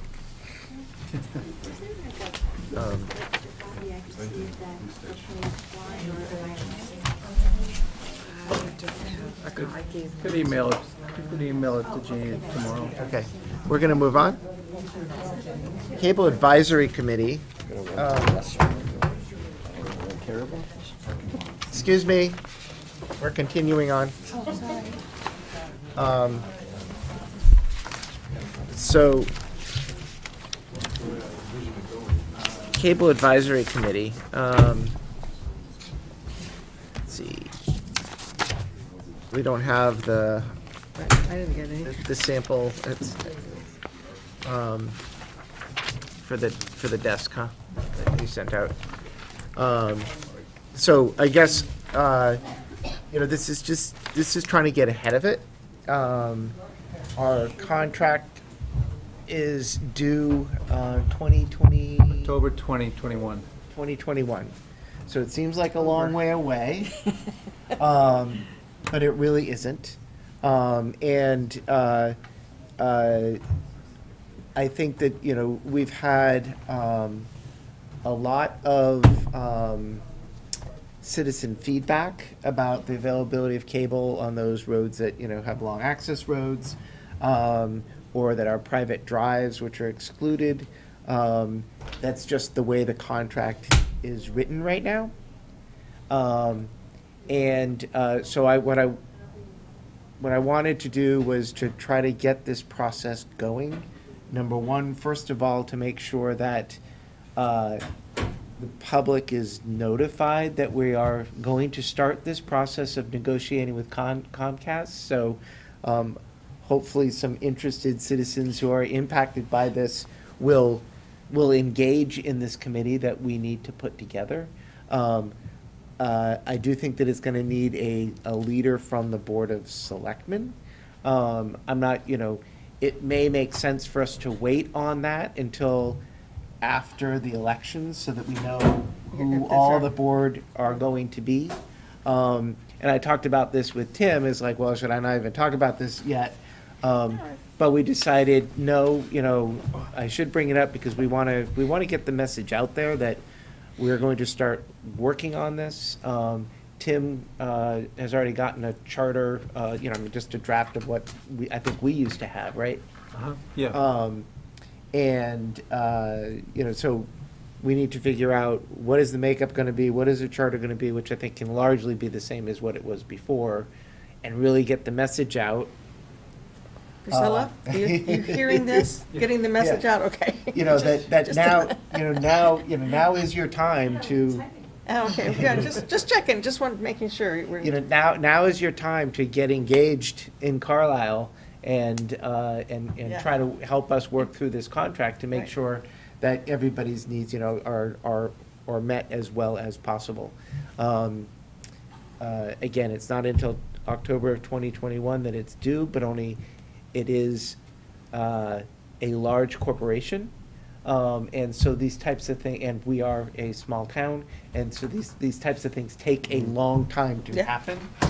We don't want to wait until the last minute. So I guess I would hope that, shortly after the election, we pick this up as a formal, let's really drive this forward. That's an action make sure item. it works.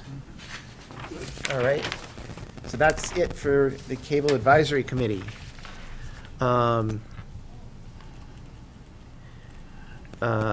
Assignment of rights to acknowledge location confirmation. This is a document you signed as members of the Housing Trust. This is the instrument by which the rights and obligations of the Housing Authority with respect to Benfield and Lot 1 at Benfield are being transferred to the Housing Trust. And the agreement requires also the Board of Selectmen's assent in making that assignment of rights. So you need to also approve that document as members of the Board of Selectmen, and also end up signing it twice, actually, for most of you to I read that. make that. I have the one original that I got from David Freeman last week, and he told me, do not lose this, so I didn't. You drive him crazy and not sign it. Yeah. Yeah. Or just tell them you lost it. That's, yeah, I didn't, no, I forgot, David, yeah. Yeah. He'd like that. I've misplaced stuff, that's, Right, he's probably watching. He dropped it down here, and, yeah, forget a couple of minutes. Yeah. text. Yeah, he'll show up. Yeah. Right. I'm just going down there. Okay, so, So, motion to approve the, a long title, isn't it? Assignment of rights to the acknowledgement of location and confirmation. That really seems to say nothing. Yeah. It's a long title that says nothing. so I move the board approve the assignment of rights and acknowledgement of location and confirmation of easement rights as outlined in the town council summary. Sign it again. Okay. Is there a second? Second? Any further discussion? All righty.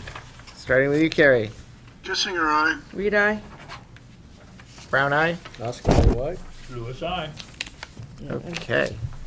I just also want to thank David for all his hard work and his neat solutions to knotty problems, and It's really incredible how much. Yeah, it's work amazing, this- yeah. Absolutely. I don't know who else could have done Yeah, it. it's just, Jesus, yeah. He's doing more not on committees than, well, I guess technically now he's on committee, but, yeah, it's just. Okay, so we are all done with the town administrator's report. You Are there want this, or any should I give it back to Tim? liaison reports? I'll do the CPC next time. Right, any other liaison reports? Well, I think I heard most of what I had to, I was at FinCom last night Okay. and facilities this morning, but I think you guys know what we're talking about, so. Okay. Do all these other things, so I don't have to tell We you. had a couple of solar working group meetings, and they are in negotiation with Amoresco and working out all the details with legal counsel. Apparently, the only major thing that's been settled apparently is the school has decided not to go for upfront funding in the parking lot, and do it over a 20-year payment plan. Okay. Anything else? Tim, any further from Allison Saylor on the memorandum of agreement as to how we would work? I Senator Bart? exchanged emails with her this week. They're going to get back to us with I guess, a list of their understandings of what the board was looking for. So we're gonna start with expectations and understanding of the responsibilities of each party, and from there craft an agreement. We don't have any such agreements with existing friends groups. This would be the first one. It might be a model of sorts we could use for other friends groups here in town. So, and then when you get that MOU, will we see that? Oh, yes, oh, Okay. certainly, yeah, Great. certainly, yeah. I have nothing further. So, Okay. Let's move on to minutes then. I move, we approve the minutes, let me look it up first. Tuesday, March 12th, 2019, as presented. Yeah, the only thing is Brian, is B-R-Y, yeah, Soros. Oh. Yeah, that's it. As amended. Then, okay. Approval of the minutes as amended? Second. Okay, all those in favor? Kissinger, aye. Reed, aye. Brown eye? Oskalolo, aye. Lewis, aye. I move approval of the minutes of Tuesday, February 26, 2019. Second. All those in favor? Kissinger, aye. Reed abstain, I wasn't there. Brown eye? Oskalolo, aye. Lewis, aye. Okay. Move approval of the minutes of Tuesday, oh, I already did You already- those. yeah, Never well mind. done. Never mind then. I had them in there twice for some reason. Lather, rinse, repeat, huh? All right, there's a motion here to enter into collective bargaining? Executive session? Yep. This is just in case the clerk's office is closed. Move that the board enter an executive session pursuant to Mass General Laws, Chapter 30A, Section 21A, Paragraph 2, to discuss strategy with respect to non-union police fire chiefs negotiations, union, I guess, police fire chiefs negotiations, as an open meeting may be a detrimental effect on the town's negotiating position, and that afterwards, the board will not return to open session. Second. Okay, any further discussion? All those in favor? Kissinger, aye. Reed, aye. Brown eye? Oskalolo, aye. Lewis, aye. And so thank you very much, everybody. That concludes our open component of tonight's Board of Selectmen meeting.